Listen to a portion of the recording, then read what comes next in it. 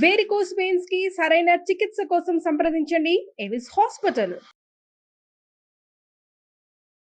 నమస్తే రమగారు. నమస్తే జయ. రమగారు, ఏదైనా మంచి స్టోరీ స్టార్ట్ చేద్దామండి, ఒక చిన్న సిరీస్ లాగా అట్లా. అడప చిరంజీవి గారి కథలు మనం చెప్పుకుంటున్నాం, ఇంకా ఉన్నాయి అవి. అయితే ఈ చిరంజీవి గారి పరిచయం తోటి నాకు ఇంకొక రైటర్, రచయిత్రి పరిచయం అయ్యారు. ఆమె పేరు శ్రీ సుధామయ్యి. ఓకే. ఒక 6-7 సంవత్సరాలుగా రాస్తున్నారు. స్వాతిలోను అక్కడ ఇప్పుడు ప్రజెంట్ కొన్ని సీరియల్స్ నడుస్తున్నాయి. దాదాపుగా ఒక 10 జానపద కథలు, తర్వాత కొన్ని నవలలు, చాలా 150 దాకా కథలు, హారర్, క్రైమ్, ఫిక్షను, జానపదాలు, ఇట్లా ఎన్నో అన్ని వీటిలలోనూ, అంటే అన్ని రకాల కథారంగాల్లోనూ చేతులు పెట్టారు. బోల్డని కథలు రాశారు. ఓకే. అయితే తను కొన్ని పుస్తకాలు పంపించారు. ఇందులో మీకు నచ్చింది ఏదైనా ఒకటి చెప్పండి అని. నేను నచ్చటం అంటే అన్నీ నచ్చుతాయి నాకు. కొంచెం కథ చెప్పడానికి సులువుగా ఉన్నది ఎంచుకున్నాను నేను. అలాగే తీసుకున్నా. ఒకటి చెప్తానమ్మా అన్న.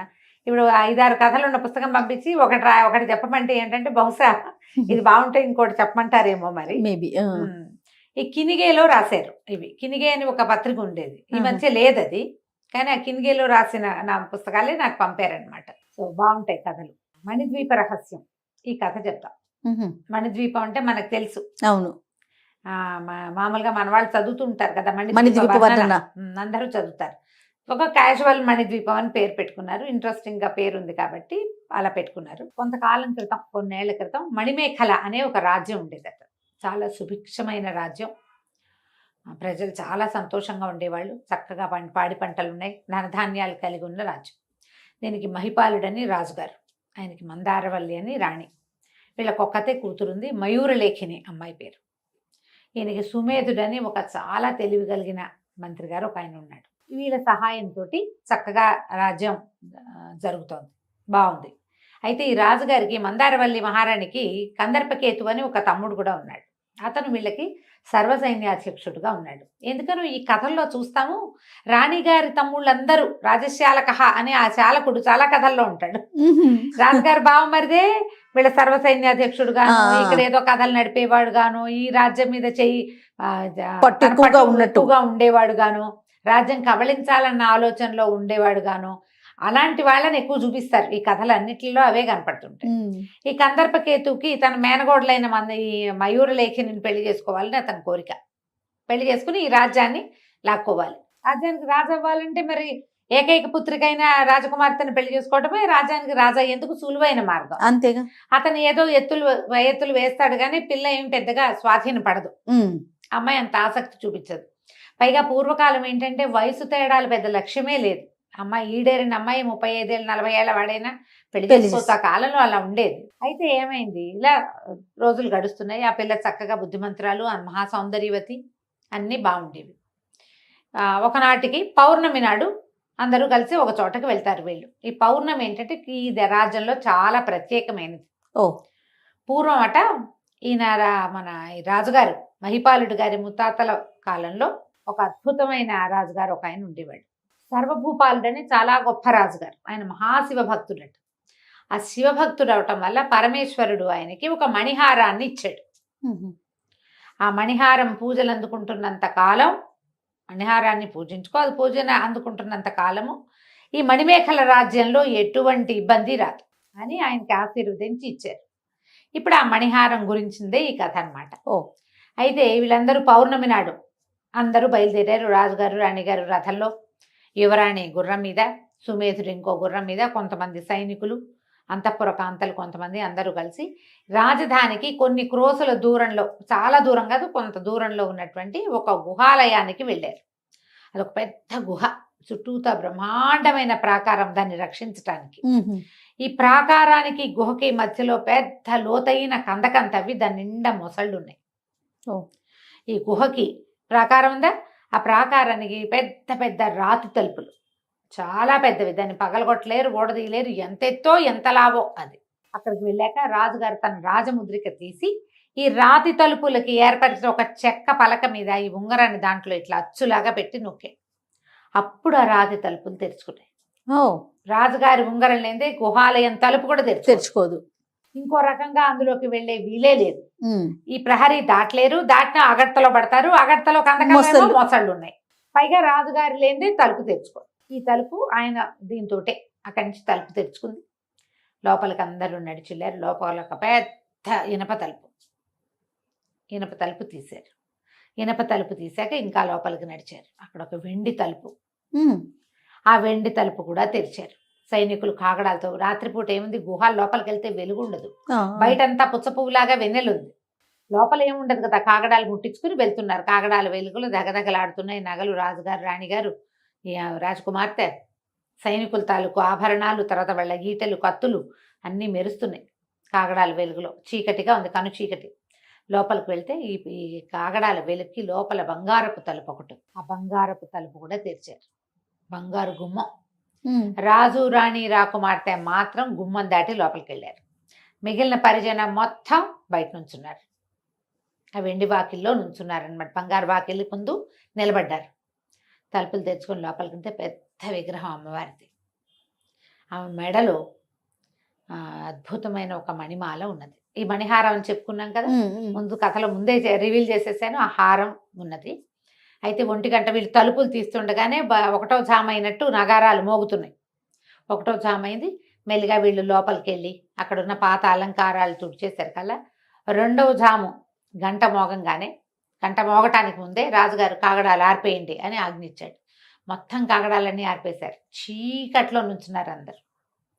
ఎప్పుడైతే 2వ జాము గంట మోగిందో వెంటనే ఈ పూర్తిగా మూసుకుని ఉన్న గుహలోకి ఎక్కడి నుంచి పడ్డాయో తెలీదు, వెన్నెల కాంతులు లోపలికి ప్రసరిస్తున్నాయి.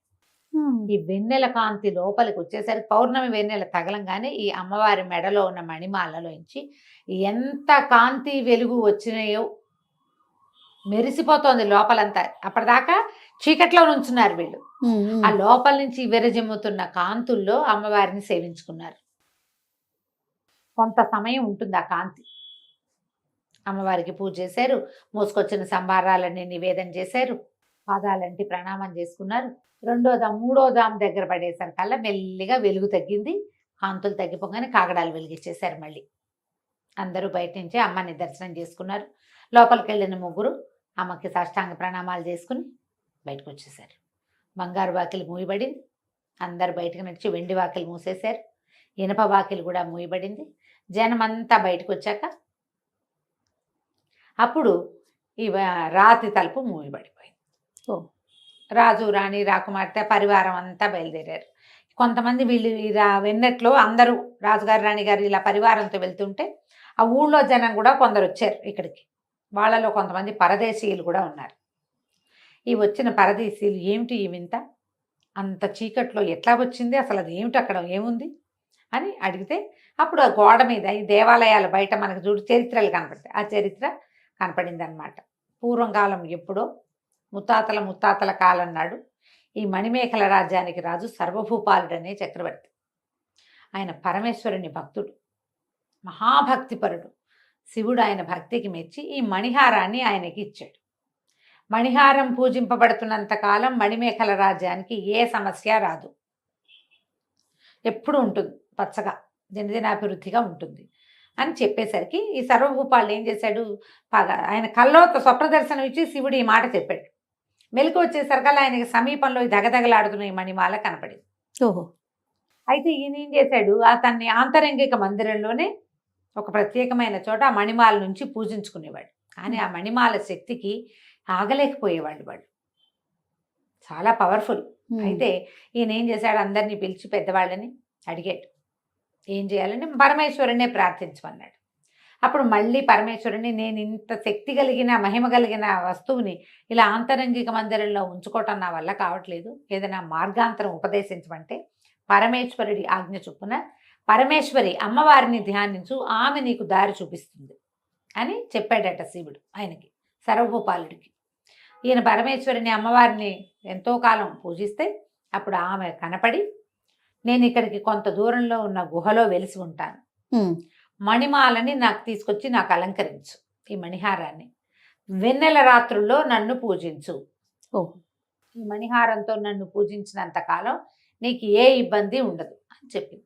తర్వాత కొద్ది రోజులకే ఆ గుహాలయంలో అమ్మవారు వెలిసింది. దానికి చాలా దృష్టాంతాలు కనపడ్డాయి. ఎట్లా తెలుస్తుంది, అదేగా తెలిసిన తర్వాత వీళ్ళు కార్తాంతికులు చెప్పారు, ఈరోజు చాలా బాగుంది, నక్షత్రాలు తారలు రాలుతున్నాయి, ఏదనుకుంటే అది జరుగుతుంది, వెన్నెల విపరీతంగా ఉంది, ఏదో జరగబోతుంది, తెలుస్తాయి కదా కొన్ని మంచి సూచనలు. ఈ రోజున అయి ఉండొచ్చు అని చూసుకుని వాళ్ళు ఈ విగ్రహం ఎప్పుడైతే అమ్మవారి విగ్రహం వెలిసిందో ఈ మణిహారాన్ని తీసుకెళ్ళి ఆమెకు అలంకరించారు. అలంకరించి ఆమె సేఫ్టీ కోసం, ఎందుకంటే మణిమాల ఉన్నంత కాలం అనేది ఒక ఆజ్ఞ ఉంది. అవును. ఆ బోధ ప్రకారం వీళ్ళు ఏం చేశారు, చక్కగా తలుపులు అవి గట్టిగా అమరించి చుట్టూతా ప్రాకారం కట్టేసి దానికి ఒక అగర్త దవ్వించి దాని నిండా మొసళ్ళేసి మొసళ్ళకి ఆహారం, మెయింటెనెన్స్, వ్యవహారాలన్నీ నడిచిపోతున్నాయి. ఆహారాలు అవి కావాలి కదా, బయట నుంచి నీళ్ళు వచ్చే ఏర్పాటు అవన్నీ చేసి పెట్టారు. అప్పటి నుంచి ప్రతి తరంలోనూ రాజుకి ఇది అప్పచెప్పబడుతోంది. ఓహో. ప్రతి పౌర్ణమి నాటి రాత్రి రాజు రాణి సంతానం ఎవరుంటే వాళ్ళు పరివారంతో సహా వెళ్ళి అమ్మవారిని అర్చించి మణిమాల దర్శనం, ఆ వెన్నెల రాత్రి ఆ వెన్నెలలో ఆవిడ మీదకి కురిసే వెన్నెల్ని, అందులో వచ్చేటువంటి మణికాంతుల్ని దర్శనం చేసుకుంటే వాళ్ళ జీవితాలు బాగుంటాయి. ఎన్ని తరాల నుంచో వాళ్ళు ఈ పని చేస్తున్నారు, ఇది తెలుసుకున్నారు, ఎంతో బాగుంది. సరే అవి జరుగుతోంది, వచ్చిన పరదేశీయులు వాళ్ళు తెలుసుకున్నారు. ఈ కందర్పకేతువు బయట అక్కడక్కడ చాలా గొడవలు చేసేవాడు, డబ్బులు వసూలు చేసేవాడు, పైరువీలు చేసేసేవాడు.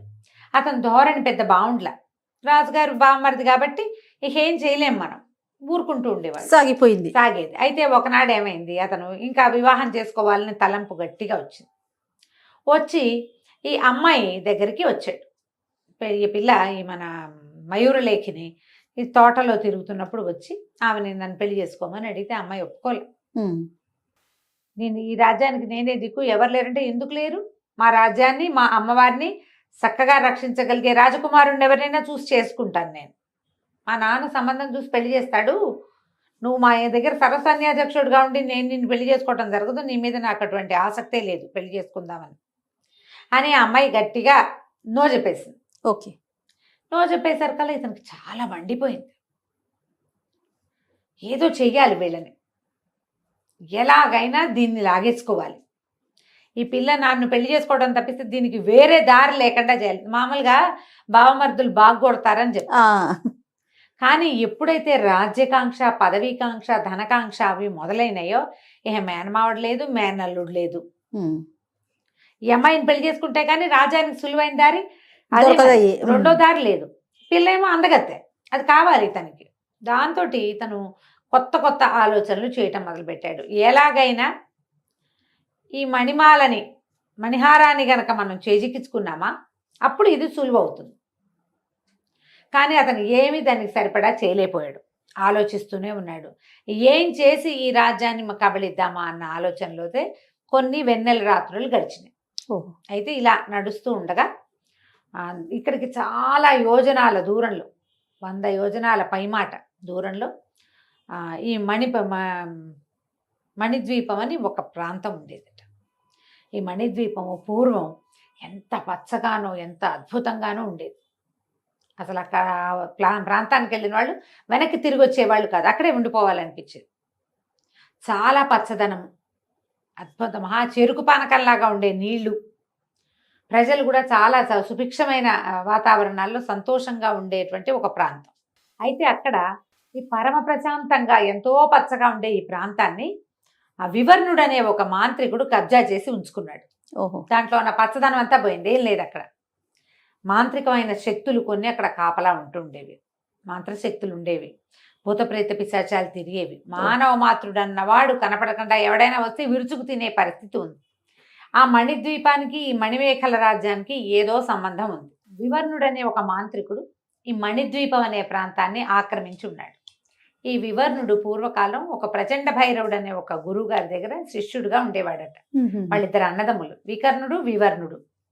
అయితే ఆయన గురువు వాళ్ళిద్దరిని సమానంగా చూసి అన్నదమ్ములిద్దరికి చక్కగా విద్య నేర్పించాడు. అనేక రకాల మంత్ర విధానాలు, రహస్యాలు నేర్చుకున్నారు వాళ్ళు. అయితే గురువు గారి ఉద్దేశం ఏంటి, లోక కళ్యాణం కోసమే ఈ మంత్ర విద్యలన్నీ ఉపయోగపడాలని ఆయన ఊహ. కానీ వికర్ణుడు అలాంటి వాడే, లోక కళ్యాణమే అతని ఉద్దేశం. కానీ వివర్ణుడి ఉద్దేశం అది కాదు, లోక కళ్యాణం కాదు, మంత్ర విద్యల్ని, తాంత్రిక విద్యను కూడా సాధించి కొన్ని క్షుద్ర శక్తుల్ని కూడా కైవసం చేసుకుని అమరత్వాన్ని పొందాలి. అమరత్వం పొందటం అంటే అంత సులువు కాదు, దీనికోసం ఎవరినైనా చంపాల్సి వస్తుంది కూడా, చంపడానికి కూడా రెడీ. క్షుద్రం అనగానే చంపడం, మారణం ఉంటుంది అందులో. ఇతను ఈ ఉద్దేశంలో ఉండేవాడు. ముందు నుంచి కూడా గురువు గారికి కనపడకుండా ఏవో కొత్త కొత్తవి రహస్యంగా పుస్తకాల్లో ఉన్నవి అవి ఇవి ఏవో ప్రాక్టీసులు చేసేవాడు. వికర్ణుడు కేకలేసేవాడు, తమ్ముడు అలాంటివి చేయొద్దు చేయొద్దని. ఇతను వినేవాడు కాదు. కాలక్రమాన వాళ్ళ గురువుగారు ఏం చేశారు, ఆయన తపస్సుకు వెళ్ళిపోతూ తన దగ్గరున్న మంత్ర విద్యలు రెండింటినీ, తన మంత్రశక్తులన్నింటినీ శిష్యులిద్దరికీ సమానంగా ధారపోశారు. ఇతని ఇంటెన్షన్ ఆయనకి తెలియక ధారపోసేశారు. ఆ తర్వాత వీళ్ళిద్దరూ సాధన చేయటం మొదలుపెట్టారు, వికర్ణుడు వివర్ణుడు కూడా. అయితే ఎప్పుడైతే మంత్రశక్తులు చాలా మటుకు తనకి కైవశమయ్యాయో ఇతను అమరత్వం సాధించడానికి క్షుద్రదేవతారాధన ప్రారంభించాడు. వికర్ణుడు అనేవాడు మన విద్య లోకల్యాణం కోసం. గురువుగారు అది ఆ ఉద్దేశంతో ఇంత మంత్ర విద్యని మనకి నేర్పించారు. ఇట్లా నువ్వు చెయ్యొద్దని అతను ఒక క్షుద్ర సాధనకి పూనుకున్నప్పుడు అడ్డు తగిలేసాడు, నువ్వు ఇది చేయడానికి వీల్లేదని. వీళ్ళకి పోయేసరికల్లా ఈ వివర్ణుడి కొళ్ళు మండి ఏం చేశాడు, అన్నయ్యని శపించేశాడు శిలగా మారిపోమ్మని తనకున్న క్షుద్ర సాధనతో. కానీ శిలగా మారిపోయే ముందు వికర్ణుడు తమ్ముడిని కూడా ప్రతిశాపం ఇచ్చాడు, ఇక్కడి నుంచి 100 యోజనాల అవతలకు వెళ్ళిపో, నువ్వు నీ చేతిలో ఏసి విద్యలు ఉన్నాయో అవన్నీ పోగొట్టుకుంటావు నువ్వు. ఆయనకి కనపడ్డవన్నీ పోగొట్టేశాడు. 100 యోజనాల అవతలకు వెళ్ళిపోమంటే వీళ్ళున్న ప్రాంతం నుంచి 100 యోజనాల అవతలున్న మణిద్వీపం దగ్గర పడిపోయాడు వివర్ణుడు. అయితే వికర్ణుడికి కొన్ని విద్యలు తమ్ముడికి ఏమేమి ఉన్నాయో కొన్ని తెలుసు, ఆయనకి తెలియకుండా కొన్ని విద్యలు ఈయన దగ్గర ఉన్నాయి. వికర్ణుడికి తెలిసిన అన్ని విద్యలు వివర్ణుడివి పోయినాయి. ఆయనకి తెలియకుండా ఉన్న స్వల్పమైన విద్యలతోటి ఆ వివర్ణుడు అనే మాంత్రికుడు ఇక అక్కడ తిరగటం మొదలుపెట్టాడు. ఈ మణిద్వీపాన్ని చూసేసరికల్లా పచ్చగా లోయలు, కొండలు, మిట్టలు, చాలా చదరంగా అంటే ఉన్న ప్రాంతము లోయలు అవి చుట్టుపక్కల ఉన్నాయి. అదంతా ఎలా ఉందంటే ఒక అద్భుతమైన లోకంలాగా కనపడుతోంది. ప్రజలు ఉన్నారు తక్కువ, చాలా సారవంతమైన భూములు, కొంచెం మామూలు జనావాసాలకి దూరంగా అడవుల మధ్యలో, సులువుగా ఎవరు తన దగ్గరికి వెళ్ళలేరు. ఇంత వీలుగా ఉన్న దాన్ని చూసుకుని ఇతను ఏం చేశాడు, తనకున్న కొన్ని మంత్ర విద్యలతోటి అక్కడున్న జనాన్ని బెదరగొట్టి లేవదీసేసాడు. అది పూర్తిగా తను ఆక్రమించేశాడు. తన మంత్రశక్తులతోటి ఆ పచ్చదనం అంతా ఖాళీ చేసేసి తాంత్రిక శక్తుల్ని ఆవాహన చేసి దానికి కాపలా పెట్టాడు. తనంతట తను ఆ లోపల గుహలలో ఒకచోట తన ఆవాసం ఏర్పరచుకుని మంత్ర సాధన ప్రారంభించాడు. కాళికాదేవిని ఆవాహన చేసుకున్నాడు. కాళిక ఆరాధన చేయగా మహాకాళి ఒకనాడు ఆయనకు ప్రత్యక్షమైంది. ఈయన ఈ వివర్ణుడు అడిగాడు, నాకు అమరత్వం కావాలి, దానికోసమని నేను గురువు దగ్గర నుంచి తీసుకున్న విద్యలు పోయినా మళ్ళీ సాధించా, సొంత అన్నని శిలగా మార్చేశాను, నాకు అమరత్వం కావాలంటే ఆవిడ ఒప్పుకోలేదు. అమరత్వం కష్టం, అది కుదరదు అంటే ఈయన ఒప్పుకోవాలి, నేను ఇంకా సాధన చేస్తాను, నాకు అమరత్వమే కావాలి, ఎప్పటికీ మరణం లేకుండా మహారాజాధిపత్యం కావాలి నాకు అంటే. కాళికి ఏం చెప్పిందంటే, మణిహారం పరమేశ్వరుడు ప్రసాదించింది, ఆ మణిహారాన్ని తెచ్చి నాకు అలంకరించి 41 రోజులు పూజించు, అప్పుడు నీకు అమరత్వం, నీ కోరిన సిద్ధి లభిస్తుంది. ఓకే. ఇప్పుడు ఆ మణిహారి మాయమైపోయింది కాళికాదేవి. మణిహారం ఎక్కడుంది? ఈయన బాగా ఆలోచించుకుని ఆయన దగ్గర ఒక అంజనం ఉంది. ఆ అంజనం పెట్టుకుంటే కళ్ళకి కనపడుతుంది. ఆ అంజనం పెట్టుకుని ఆయన దగ్గర ఒక మాయా దర్పణం కూడా ఉంది, అందులో చూస్తే ఒక గుహ, అందులో ఒక పరమేశ్వరి విగ్రహం మహాద్భుతమైంది, ఆమె ధరించి ఉన్న పరమాద్భుతమైన మణిహారం కనపడ్డాయి. ఇప్పుడు ఇది ఎక్కడుంది? అప్పుడు ఏం చేశాడంటే, వాయుసాసురుడని ఒక రాక్షసుడిని సృష్టించాడు. కాకి లాంటి ఒక ఆకారం, వాయసం అంటే కాకి. ఈ మణిహారం ఎక్కడుందో చూసి చెప్పు అని. ఈ వాయుసాసురుడు బయటికి పరిగెత్తుకుంటూ వెళ్ళిపోయి, ఫలానా మణిమేఖల సామ్రాజ్యం, అందులో ఒక గుహాలయం, ఆ గుహాలయంలో పరమేశ్వరి కొలువై ఉంటుంది, నెలకొక్కసారి పూజించబడుతుంది, ఆమె మెడలో ఈ మణిహారం ఉంది, ఆ రాజ్యం సుభిక్షంగా ఉండటానికి కారణం అదే అని వార్త చెప్పి వెళ్ళిపోయాడు. ఓకే. ఇతను బాగా ఆలోచించి తను ఒక భస్మారాధన చేస్తున్నాడు కాళికాదేవికి.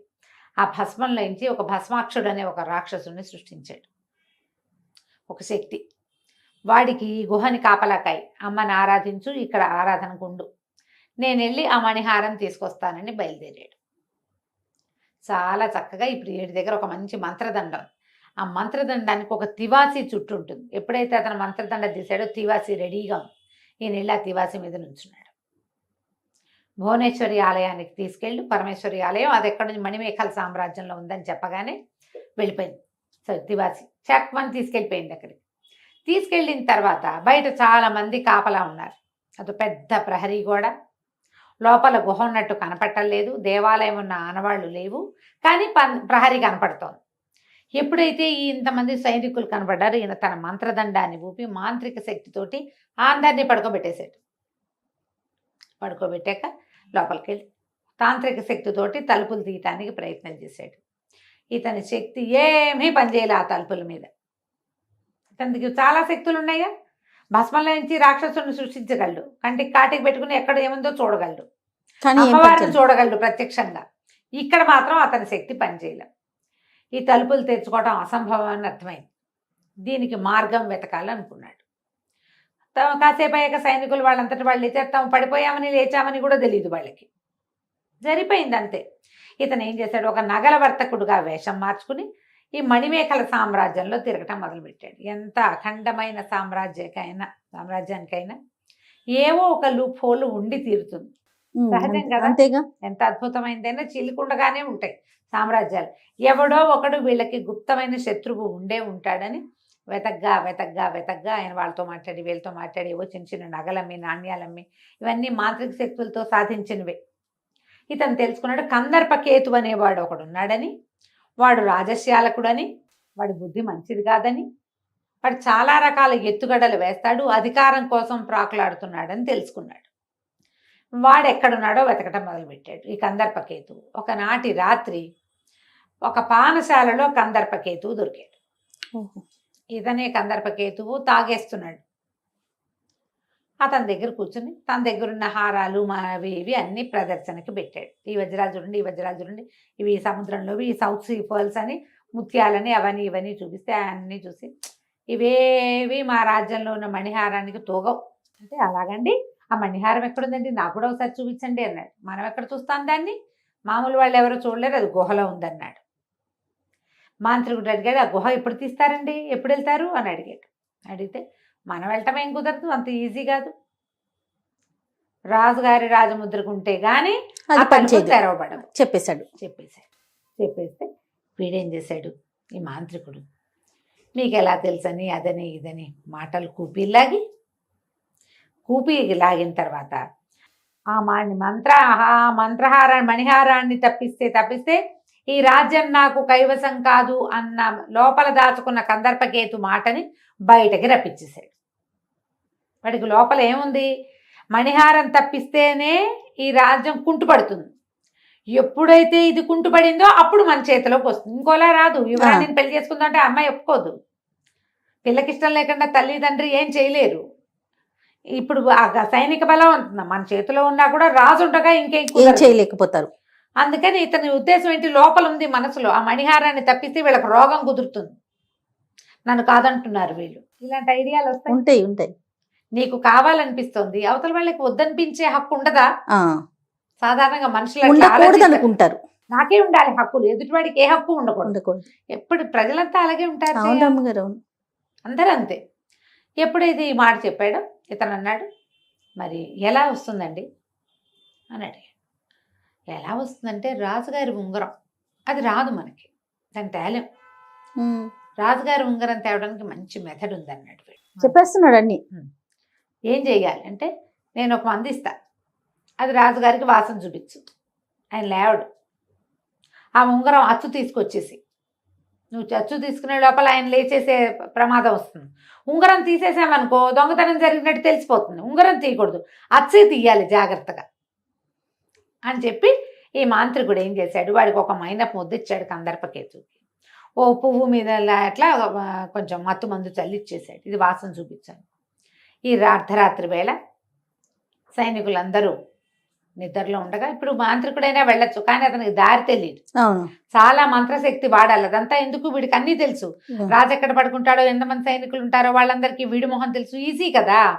అందుకని ఏం చేశాడు, కందర్పకేతునే పంపించాడు.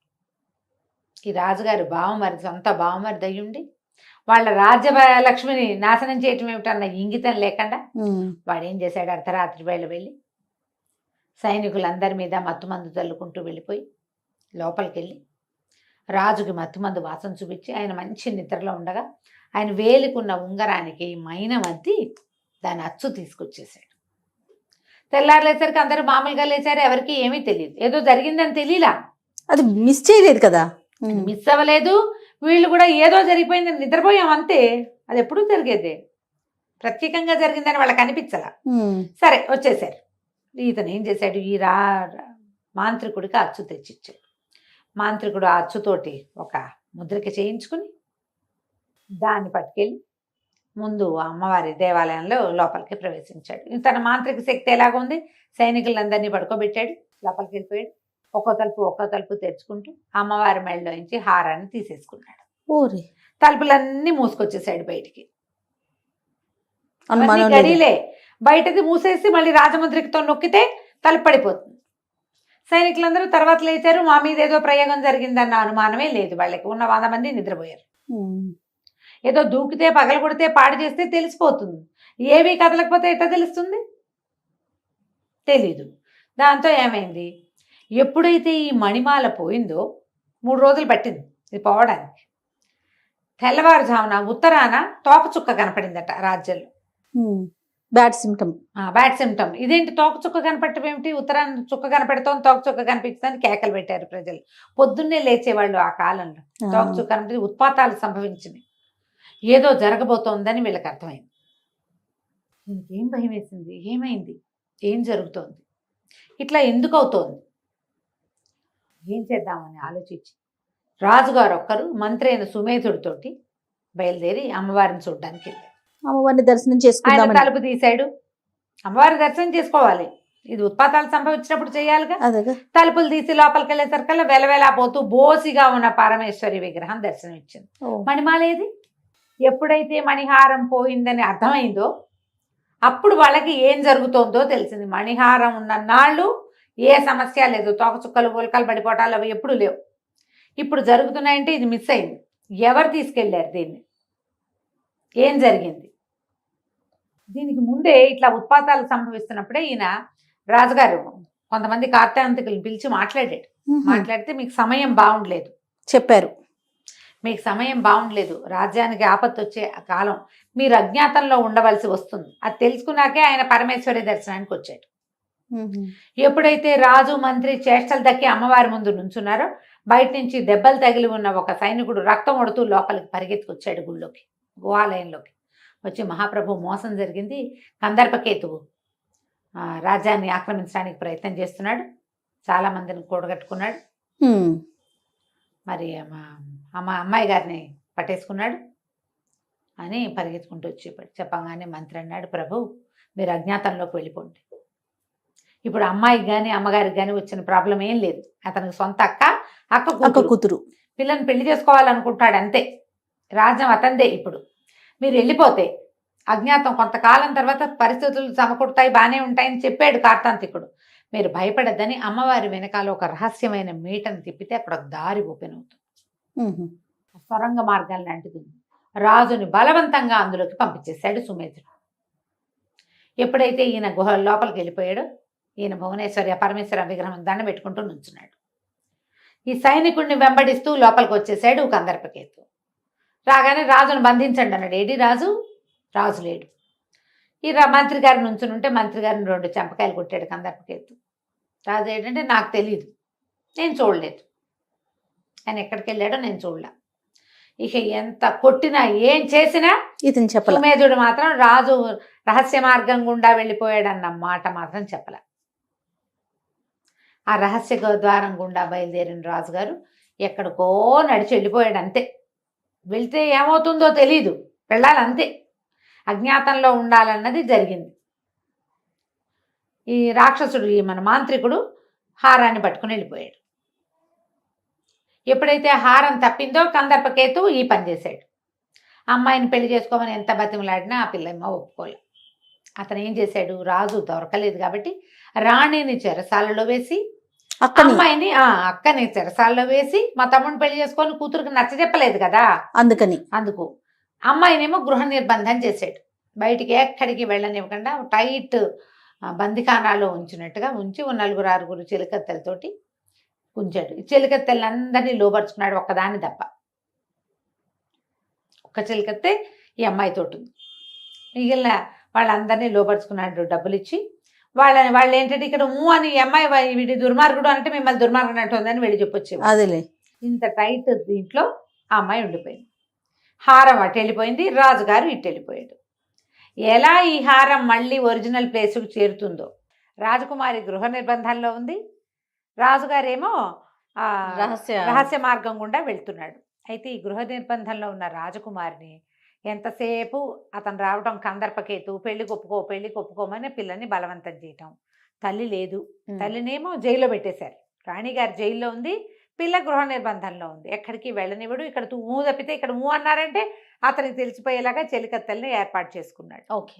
అయితే ఏమైంది, ఈ అమ్మాయి రోజు కాస్త దుఃఖంలోనే అలాగే మొహం వేళ్లాడేసుకుని ఉంటుండేది. ఒకరోజు పొద్దున్న మంచి ఉత్సాహంగా లేచి వచ్చింది. ఆ రాకుమారికి చిన్నప్పటి నుంచి ఉన్న చెలికత్త ఒకటి ఉంది, కుముదిని. ఈ కుముదిని మాత్రం మా కందర్పకేతకి లోబడలా, మిగిలిన వాళ్ళంతా లోబడిపోయారు. కానీ ఈ కుముదినికి ఆశ్చర్యం చేస్తామా, ఏమిటి పొద్దున్నే ఉత్సాహంగా నిద్రలేచారంటే, కుముదా నాకు ఒక కల వచ్చింది రాత్రి. ఎవరో ఎంత అందంగా ఉన్నాడో రాజకుమారుడు, అతనికి నాకు పాణిగ్రహణం అవుతున్నట్టు కల వచ్చింది నాకు. మా నాన్నే రాజ్యం మీద ఉన్నారు, సింహాసనం మీద మా నాన్నే ఉన్నారు. తండ్రి గారు సింహాసనం మీద ఉన్నట్టు, ఆయన వివాహం కుదిర్చినట్టు, ఆ రాజకుమారుడు బహుసుందరుడైన వాడు ఒకడు కనపడ్డట్టు. అబ్బా, సంతోషం, మొహం వెలిగిపోతుంది అమ్మాయికి. అంటే మంచి రోజులు ఏవో వస్తాయని అనిపిస్తోంది.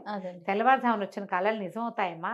అబ్బాయి ఎట్లా ఉన్నాడంటే, ఈ అమ్మాయి ఏం చేసిందిట, నఖ చిత్రం ఒకటి గీసింది, గోటితోటి ఇట్లా చిత్రం గీసింది.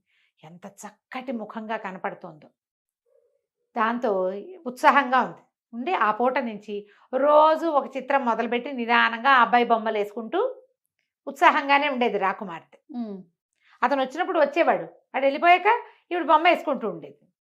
అయితే ఇది ఇలా జరుగుతూ ఉండగా మన రాజుగారు అయిన మహిపాలుడు ఏం చేశాడు, అమ్మవారి కింద నుంచి వెనకాల నుంచి తలుపు తీసుకుని రహస్య మార్గం గుండా వెళ్తే అదొక సొరంగం దాటి దాటి దాటి దాటి దాటి ఎక్కడికో వెళ్ళగా చీకట్లో ఒంటరిగా దుఃఖిస్తూ నడుస్తున్నాడు ఆయన. ఇలా అయిపోయింది. ఉంగరం నా వేలికే ఉండగా ఎలా తలుపు తెరుచుకుంది, ఎట్లా మణిహారం మాయమైంది. ఆ ఉంగరం లేనిదే హరిహరాదులు కూడా తీలేరు దాన్ని, అది కొండ తలుపు, ఎట్లా తీశారు అని ఆలోచిస్తూ వెళ్ళగా ఆయన స్వర్గ మార్గం అయిపోయి ఒక అడవి మార్గంలోకి ప్రవేశించాడు. ఇక అడవిలోకి వెళ్తూ ఉంటే ఒక పెద్ద శబ్దమైంది, ఏదో చాలా పెద్ద మోత. అక్కడ ఏమైందో, అయితే ఈయన హడిలిపోయాడు. ఉలిక్కి పడతాం కదా, ఉలిక్కిపడి ఒక పల్లంలోకి దొర్లి పడిపోయాడు. ఆ పల్లం ఏ పక్కకి బాగా దొర్లేశాడు ఎక్కడికో. అవి ఏ పక్కకి ఈ పల్లం వెళ్ళిందో అక్కడ ఒక సెలయేరుంది. ఈయన అక్కడ పడి ఉండగా ఎప్పుడో పడ్డాడు ఆయన. ఓ రాజకుమారుడు అతనితో పాటు ఒక స్నేహితుడు కలిసి అక్కడికి వచ్చారు. వాళ్ళు గుర్రాలు వేసుకుని అడవిలో తిరగడానికి వచ్చి, ఈ దూరంగా ఎవరో మనిషి పడిపోయినట్టు కనపడుతుంటే ఎవరో పడిపోయారని గుర్రాలని సెలయేట్లో వదిలిపెట్టి ఈయన దగ్గరకు వచ్చారు. వచ్చి చూస్తే ఏముంది, ఒక పెద్ద భారీ మనిషి, పెద్దవాడు, ఒక 50 ఏళ్ళు ఉంటాయి ఆయనకి. ఈ బట్టలేమో రాజోచితమైన బట్టలు, చక్కగా నగలు గీగలు కనపడుతున్నాయి, చేతికి రాజముద్రిక కనపడుతోంది. అయ్యో ఎవరో రాజుగారు ఇట్లా పడిపోయాడు, ఎలా వచ్చాడు ఇక్కడికి అని వీళ్ళు ఏం చేశారు, మొహం మీద నీళ్లు జల్లి అది ఒక తామరాకుతోటి నీళ్లు పట్టుకొచ్చి ఆయనకి మంచినీళ్ళు పట్టించి లేవదీశారు. ఎవరు మీరు ఏమిటి అంటే, ఈయన చాలా దుఃఖంగా, నేను మణిమేఖల రాజున్నాయన, మా రాజ్యంలో చాలా ఒక ఆపత్తు జరిగింది, ఏం చేయాలో తెలియక నేను రహస్య మార్గం గుండా అజ్ఞాతంలో ఉండటానికి బయటకు వచ్చేసాను, నాకు బోధ కూడా అలాగే ఉంది అని మీరెవరు నాయన అన్నాడు. ఈ వచ్చిన వాళ్ళిద్దరెవరు, కోసల దేశపు యువరాజు విజయవర్ధనుడు, మంత్రి అనంగవర్మ గారి కొడుకు ఆనందుడు. వీళ్ళు అడవిలో తిరగడానికి వచ్చి గుర్రాలు రోజుతున్నాయని నీళ్ళ కోసం వెతుకుతూ ఈ పక్కకు వచ్చారు. వచ్చేసరి కల్లా అతను చెప్పాడు, నేను విజయవర్ధనుండి, కోసల దేశపు యువరాజుని, మీరు భయపడకండి, మీకు మాకు పూర్వపరిచయం ఉంది, మణిమేఖల రాజ్యానికి కోసల రాజ్యానికి పూర్వపరిచయం ఉంది, మిమ్మల్ని ఇంత మోసం చేసినటువంటి మీ కందర్పకేతు నుంచి మీ రాజ్యాన్ని మీకు అప్పచెప్తాను నేను, ఈ తప్పిపోయిన మణిహారాన్ని కూడా మీ రాజ్యానికి చేర్చే పూచి నాది, కాబోయే కోసల మహారాజుగా నేను మీకు మాటిస్తున్నాను, నేను శపథం చేస్తున్నాను, అమ్మవారి మెడలో ఉండవలసిన హారాన్ని మళ్ళీ స్వస్థానానికి నేను చేరుస్తాను. మీరు ఎలాగో అజ్ఞాతంలో ఉండాలంటున్నారు కాబట్టి మీరు మాతో రండి, కోసల రాజ్యానికి వద్దురు కానీ అని చెప్పాడు. ఈయనకు అర్థం కాల మహిపాలుడికి, ఎక్కడి మణిమేఖల, ఎక్కడ కోసల రాజ్యం, వీళ్ళతో ఎప్పుడూ స్నేహం లేదే మనకి, ఇవి రెండు వేరు దిక్కుల్లో ఉన్నాయి. ఆ రహస్య ద్వారం ఇక్కడ ఓపెన్ అయింది, ఆయన స్వర్గంలో నుంచి నడిచొచ్చాడు. ఎక్కడో ఇది ఏ దిక్కుకు వచ్చానో కూడా ఆయనకు తెలీదు. తర్వాత అందులోంచి బయటకు వచ్చాక కాలు పట్టిన దిక్కుకి నడుచుకుంటూ వచ్చేసాడు. ఎలా వీళ్ళకి మనకి స్నేహం కుదిరిందో ఆయనకు తెలియలే. సరేనని వాళ్ళతో పాటు బయలుదేరాడు. వాళ్ళు ఏదో చిన్న సైన్యంతో వచ్చారు. ఒక గుర్రం ఎక్కించారు ఈయనకి, ఈయన కూడా గుర్రం ఎక్కించి తీసుకెళ్లారు. కోసల రాజ్య ఆస్థానంలో అంతఃపురంలో రాజు, రాణి, మంత్రి ఉన్నారు. కోసల దేశానికి రాజు రాజ్యవర్ధనుడు ఆయన పేరు, ఆవిడ పేరు అంబికాదేవి మహారాణి పేరు. వాళ్ళ మంత్రి అనంగవర్మ, ఆ అనంగవర్మ గారి కొడుకే ఈ విజయవర్ధనుడితో పాటు వేటకొచ్చిన వాడనమాట. వీళ్ళు ముగ్గురు కూర్చుని ఉండగానే విజయవర్ధనుడు యువరాజు ఈయన్ని మహిపాల మహారాజును తీసుకుపోయాడు. లోపలికి తీసుకెళ్ళాక ఆయన చెప్పాడు, ఈయన ఫలానా వారు, ఈయన ఎవరు ఏమిటి అని అడిగితే ఇది ఇలా ఫలానా రాజు అనేసరికి ఆయన సంతోషించాడు రాజ్యవర్ధనుడు. ఆహాహా, ఎంతకాలానికి మీ దర్శనమైంది, మనకు ఎన్నో తరాల నుంచి మన పరిచయం అలా కొనసాగుతోంది, మాకు చాలా సంతోషంగా ఉంది అని చెప్పి ఆయన కూర్చోబెట్టి యథోచితంగా ఆయనకి సత్కరించి మంచినీళ్ళు ఇచ్చి కాస్త భోజనం తెప్పించి ఏ పరిస్థితి వల్ల ఈయన బయటకు ఇట్లా రావాల్సి వచ్చిందో వివరంగా అంతా తెలుసుకున్నారు. తెలుసుకున్నాక పూర్వం జరిగిన ఒక కథ చెప్తున్నారనమాట. ఈ రాజవర్ధనుడి గారి ముత్తాత పేరు యశోవర్ధనుడు. ఆయన ఒకసారి అడవికి వేటకెళ్ళాడు. వేటకెళ్ళి వేటకేముంది, వేటల్లో దారులు తప్పిపోవటం సహజం. అవును, ఎక్కడికో వెళ్ళిపోతారు ఓ జంతువు వెనకాల పడి. వాళ్ళు అక్కడ ఉండిపోతే సైన్యం వాళ్ళే వెతుకుని వాళ్ళే చెట్లెక్కి చూసుకుని సైన్యం రావటమో, లేదా వీళ్ళే చెట్లెక్కి ఎక్కడున్నారో వెతుకుని ఎక్కడి నుంచి పొగొస్తుందో చూసుకుని పొగ పెట్టడము, అవన్నీ పాత పద్ధతులు. అవును. ఈయన ఈ యశోవర్ధనుడు ఒక అడవి దారిలో వెళ్తూ ఒక సింహం కనబడేసరికి సింహం మీద వేట కోసం ఆయన ఆ దారి పట్టేశాడు. ఈ దారి పట్టి వెళ్ళేసరికి ఏమైంది, ఆయనకి వీళ్ళనేమో సైన్యం నుంచి విడిపడిపోయాడు, ఎక్కడికో వెళ్ళాడు. వెళ్తే ఒక కొండ కింద భాగం, అది లోయ అని చెప్పడానికి వీల్లేదు, పూర్తిగా ఒక కింద భాగం లాగా ఉందన్నమాట. అక్కడ మంచినీళ్ళు కనపడ్డాయి, చెరువు కనపడింది. ఆ చెరువు ప్రాంతంలో ఒక సిద్ధుడు ఒక ఆయన పడిపోయి కనపడ్డాడు. సిద్ధుడు పెద్ద గడ్డం, బవిరి గడ్డం, బోళ్ళంత జుట్టు, దెబ్బలు తగిలి పడున్నాడు. ఆశ్చర్యపోయాడు, సిద్ధుడు పడిపోతే ఏదో ఆయన పడిపోవడం కదా, ఎవరో కొట్టినట్టు. ఈయన గుర్రానికి నీళ్ళు పెట్టి కాసిన తామరాకు దొన్నెలో నీళ్లు తీసుకొచ్చి ఈ సిద్ధుడిని మొహం మీద నీళ్ళు చల్లి ఆయన కొంచెం సేద తెచ్చి, అయ్యా ఎవరండి మీరు, ఏమిటి సంగతి సందర్భం అని కనుక్కున్నాడు. కనుక్కుంటే, నాయన నాకు ఇక్కడ దగ్గర గుహలోనే నా నివాసం, నన్ను అక్కడికి తీసుకెళ్ళమంటే ఈయన్ని మెల్లిగా ఆ గుహలోకి తీసుకెళ్ళాడు. కొండ కింద లోపల భాగంలో ఒక గుహ. ఆ గుహలోకి తీసుకుని వెళ్ళేసరికల్లా ఇంత ఆశ్చర్యపోయాడు. ఆ గుహలో పక్కన కమండలము, దండము, తర్వాత ఏమో ఈ ఋషులు వాళ్ళు తపస్సు చేసుకునేది వీలుగా ఓ పులి చర్మం, ఓ లేడి చర్మం, ఓ అగ్నిహోత్రం, పక్కన ఒక తివాసి ఒకటి ఇట్లా గాల్లో నిలబడి ఉంది. తివాచీలు మనకు తెలుసు కదా, నేల మీద ఉంటాయి, కాశ్మీర్ తివాచి. అది నేల మీద లేదు, ఇట్లా పైకి లేచుంది, గాల్లో ఉంది, దానికి ఇంతే ఆధారము లేదు. ఈయన ఆశ్చర్యపోయాడు యశోవర్ధనుడు, ఏం జరిగింది ఇక్కడ, ఇదేమిటి తివాసి ఇట్లా ఉందని ఆశ్చర్యంగా అనిపించింది. సిద్ధుడిని లోపల తీసుకుపోయాడు. లోపల తీసుకెళ్తే ఆయన కూర్చుని ఇతనికి ఏవో పండ్లు ఫలాలు ఇచ్చి, నాయన ఇన్నాళ్ల నుంచో తపస్సు చేస్తున్నా, నా తప ఫలితంగా ఈ మాయా తివాసి నాకు లభించింది. ఓహో, ఈ తివాసి మీద కూర్చుంటే కోరుకున్న చోటికి తీసుకెళ్తుంది ఇది. నేను ఎన్నో క్షేత్రాలు తిరిగాను, ఎన్ని క్షేత్రాలో ఈ తివాచి మీద వెళ్ళి స్వయంగా స్వామిని దర్శనం చేసుకున్నా. రకరకాల ప్రతిష్టలు, బ్రహ్మ ప్రతిష్ట, ఇంద్ర ప్రతిష్ట, అట్లా ప్రతిష్ఠింపబడిన అన్ని దేవాలయాలు చూశాను. అయితే ఇలా నేను తివాచీ మీద తిరగటం గమనించిన మాంత్రికుడు ఒకడు ఈ తివాచీని లాక్కోవటానికి ప్రయత్నం చేశాడు. నేను చాలా కష్టపడి లోపలికి వచ్చేసాను. అయితే ఇప్పుడు ఏమైంది, నేను ఈ కొండ దిగినప్పుడు నేను కనపడేసరికల్లా ఆ తివాచీ కోసం ఒక మాంత్రికుడు చాలా ప్రయత్నం చేస్తూ ఆ మాంత్రికుడు నన్ను కొట్టి హింసించి అక్కడ పడేశాడు. ఓహో, నేను ఒకటి గమనించాను, అతని కొండ దిగి రాలేడు, కిందకి రాలేడు. నేను పువ్వుల కోసం కొండ వైపుకి వెళ్ళినప్పుడు నన్ను కొట్టాడు. అక్కడి నుంచి దొర్లి నువ్వు చూసిన చోట నేను పడిపోయాను నాయన, నా పుణ్య ఫలితంగా నా తపో ఫలితంగా దొరికిన ఈ మాయ తివాసీని ఎవరికైనా ఇచ్చి పుణ్యాత్ముడికి నేను హిమాలయాలకి తపస్సుకి వెళ్ళిపోదలుచుకున్నాను. నేను చూడదలుచుకున్న క్షేత్రాలన్నీ చూసేశాను, నాకు ఇంకేం అక్కర్లేదు. ఈ తివాసి ఎవరి చేతుల్లోకి వెళ్ళాలనేది దానంతట అదే నిర్ణయించుకుంటుంది. నిన్ను చూసి గాల్లో నిలబడింది, నీకోసం సిద్ధంగా ఉంటుంది. కాబట్టి ఈ తివాసిని నీకు ఇస్తాను, దీన్ని ప్రయత్నించు ముందని ఆ తివాసి మీదకి ఎక్కమన్నాడు. తివాసి మీద కూర్చుంటే నుంచున్నా, బయటికి వెళ్ళంటే అది బయటికి వెళ్తుంది, లోపలికి వెళ్ళు అంటే లోపలికి వస్తుంది, ఎక్కడికి కావాలంటే అక్కడికి అది తీసుకెళ్తుంది. ఈ తివాసిని నువ్వు తీసుకో, నీ దగ్గర ఉంచుకో నాయన అని చెప్పి సిద్ధుడు ఆ తివాసిని అదే రాజవర్ధనుడి తాతగారైన యశోవర్ధనుడికి ఇచ్చాడు. అయితే ఈ యశోవర్ధనుడు ఆ తివాసిని చుట్టచుట్టి పట్టుకుని ఇంటికి తెచ్చుకున్నారు. తెచ్చుకున్న తర్వాత ఏమైంది, ఇది ఇంత అద్భుతమైంది అనేది తెలిసిపోయింది ఇంట్లో పిల్లలకి వాళ్ళకి అందరికీ కూడా. ఈయన కుమారుడైన కుమారవర్ధనుడు అనేవాడు బాలుడు. తండ్రి తల్లి ఎంత వద్దన్నా వినకుండా ఆ తివాసిని తీసి అతను ప్రయత్నం చేసి తిరగటం మొదలుపెట్టాడు. ఒకసారి ఆ తివాసి తీసుకుని బయటికి వెళ్ళి ఇక రాకపోయేసరికి ఏం చేయాలో తెలియలేదు, అంతా వెతుకుతున్నారు. తివాసితో అతను ఎక్కడికి వెళ్ళిపోయాడు. అయితే ఏమైంది, వీళ్ళంతా వెతుకుంటున్నారు, ఏ పక్కకి వెళ్ళింది తివాసి. పరిజనం అంతా చూస్తారు కదా, పురజనులు చూస్తారు, పరిజనము చూస్తారు.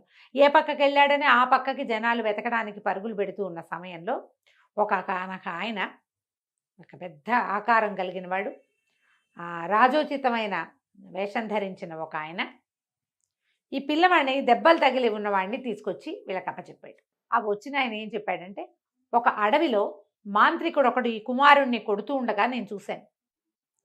కొట్టి తివాసి మీద నుంచి కిందకి తోసేశాడు, ఒక పిల్లాడిని కింద తోసేశాడు. మాంత్రికుడు తివాసి మీద వెళ్ళిపోయాడు. ఈ దెబ్బలు తగిలి పైనుంచి కింద పడిపోతున్న పిల్లవాడిని నేను పట్టుకుని నేను తీసుకొచ్చాను, ఇక్కడ వాడని చెప్పాడు. ఆయన ఎవరంటే మణిమేఖలకి పూర్వరాజైన ధరణిపాలుడు. ఓహో. ఎప్పుడైతే ధరణిపాలుడి పేరు వినంగానే ఈ మహిపాలు చెప్పాడు, ఆయన మా తాతగారండి అన్నాడు. ఆయన దయతలిచి ఎంతో దూరం ప్రయాణించి, ఎక్కడ మణిమేఖల ఎక్కడ కోసల, అదే కదా, కుమారుణ్ణి తీసుకొచ్చి మాకు అప్పచెప్పారు. తివాసి మాయమైపోయింది, మాంత్రికుడు ఎవడో పట్టుకుపోయాడు.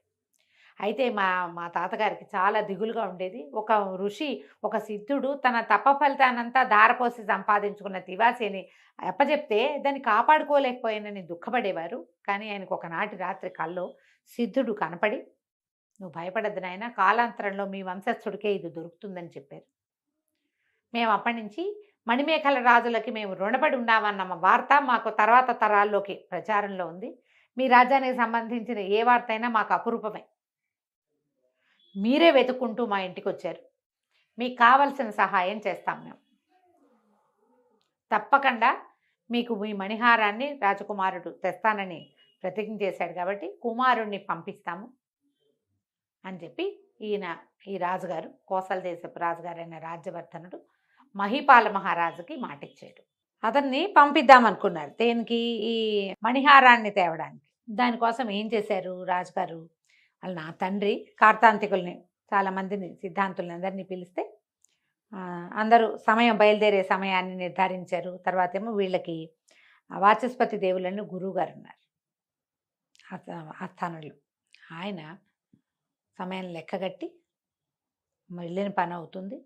దీనికి ఋష్యముఖ పర్వతంలో సిద్ధేంద్ర యోగని మా గురువు గారు ఉన్నారు, నువ్వు అక్కడికి వెళ్ళు, ఆయన నిన్ను కరెక్ట్గా గైడ్ చేస్తారు అని చెప్పి ఋష్యముఖ పర్వతానికి బయలుదేరి. ఈ అబ్బాయి తనకు కావాల్సిన ఆహారం కొంత కట్టుకుని పంచకళ్యాణి గుర్రం తీసుకుని, పంచకళ్యాణి పేరుతో మనం ఒక సీరియల్ చెప్పాను, ఎంత బాగుంటుంది, అద్భుతం. ఎవరైనా చూడకపోతే పంచకళ్యాణి సీరియల్ కోసం వెతికి అవి చూడండి, భలే బాగుంటాయి కథలు. అయితే ఈ కళ్యాణి గుర్రంతో బయలుదేరి వెళ్ళాడు. ఏమిటో గుర్రాల్లో పంచకళ్యాణికి అంత స్పెషాలిటీ కదా రమ్మగారు? దానికి ప్రత్యేకమైన లక్షణాలు ఉంటాయి జయ, చాలా బలమైనది. దానికి సుళ్ళు అవి కత్తి ప్రత్యేకంగా ఉంటాయి. ఆ కళ్యాణి అంటే ఏమంటారు, 5 అద్భుతమైన గుణాలు కలిగి ఉండటం. అవి ఏమిటో నాకు ఇప్పుడు గుర్తులేదు, ఎప్పుడో చదివే చాలా ఏళ్ల క్రితం. ఈసారి ఎప్పుడైనా చెప్దాం తప్పకుండా. దానికి మొహం మీద మచ్చలు, కాళ్ళ మీద మచ్చలు ఉండటము, తోక వేరే రంగులో ఉండటం, అలాంటి లెక్కలు ఏవో ఉంటాయి. బలశాలి, దాని పుటక అవన్నీ ఉంటాయి, అంత స్పెషల్. అందుకని పంచకళ్యాణి అంటారు. ఈ పంచకళ్యాణి ఎక్కి బయలుదేరి వెళ్ళాడు. బయలుదేరి వెళ్తే ఇది ఋష్యముఖ పర్వతం. ఎక్కడిది ఇది? రామాయణ కాలం నాటి ఋష్యముఖ పర్వతం. ఓహో. భవిష్యత్తులో ఈ ప్రాంతాన్ని హంపి అంటారని కూడా రైటర్ రాశారు. ఇప్పుడు హంపిలో ఋష్యముఖ హంపి. పర్వతం భవిష్యత్తులో అంటారని రాశారు. ఇప్పటికి హంపి ప్రాంతంలో ఋష్యముఖ పర్వతం ఉంది. ఇప్పుడు ఉంది. అక్కడ ఉండే సరస్సు పేరు పంప.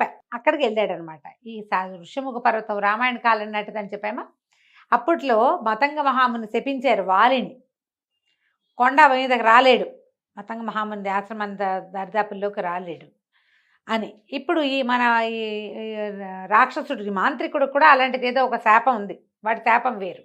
సరే, ఆ ఋష్యముఖ పర్వతం దగ్గరికి వెళ్ళాడు. అక్కడ ఏంటంటే మామూలు వాళ్ళని ఎవరిని ఆ కొండ ఎక్కనివ్వదట. కొండ చాలా పవర్ఫుల్ అని.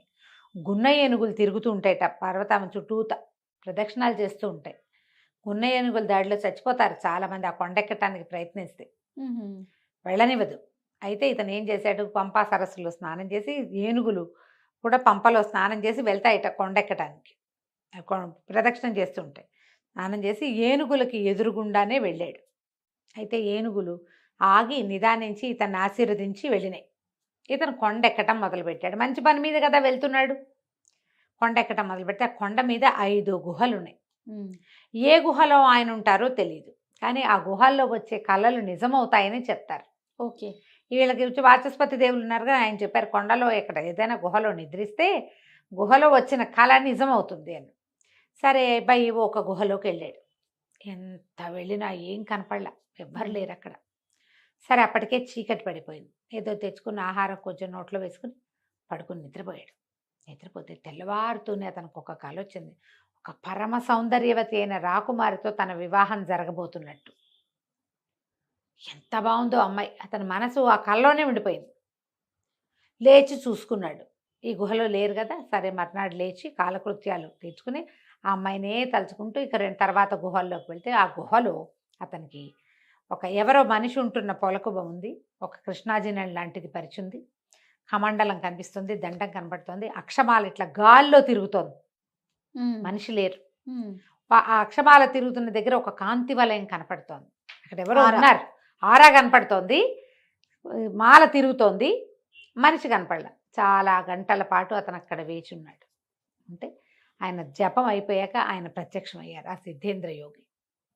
ఆయన చూసి, నాయన ఏమిటి నువ్వు ఈ పని మీద వచ్చావని మాట్లాడారు. ఇది వాచస్పతి దేవులు పంపించారు. ఈ వ్యవహారం అంతా చెప్పుకున్నాక ఈయన ఏమన్నారంటే, ఇంకొక 15 రోజులు ఉంది. వీడు వివర్ణుడు అనే ఒక మాంత్రికుడు. ఈ వివర్ణుడే మీ తివాసి కూడా, తివాసి తీసుకెళ్ళిపోయిన సంగతి కూడా ఇతనికి మొదటే తెలుసు. ఆ తాతగారికి కల్లో కనపడినప్పుడు వివర్ణుడు అనే మాంత్రికుడు ఎత్తుపోయాడు, మీకు భవిష్యత్తు కాలంలో దొరుకుతుందని చెప్పాడు సిద్ధుడు. అవును. ఏ వివర్ణుడైతే మీ ఇంట్లో మీ నాన్నగారి దగ్గర, మీ ముత్తాత గారి దగ్గర తివాసి తీసుకున్నాడో వాడి దగ్గరే ఈ మణిమాల కూడా ఉంది. అతను 40 రోజుల ఖాళీ దీక్షలో ఉన్నాడు. దీక్ష మొదలై చాలా రోజులైంది. ఒక 15 రోజుల్లో నువ్వు ఇక్కడి నుంచి వెళ్తేనే అతన్ని పట్టుకోగలుగుతావు. 15 రోజుల తర్వాత అతను మహాశక్తివంతుడు అవుతాడు. అతన్ని జయించలేం. ఇక్కడి నుంచి మణిద్వీపానికి వెళ్ళడం చాలా కష్టం. 15 రోజులు చిన్న సమయం, అది కుదరదు.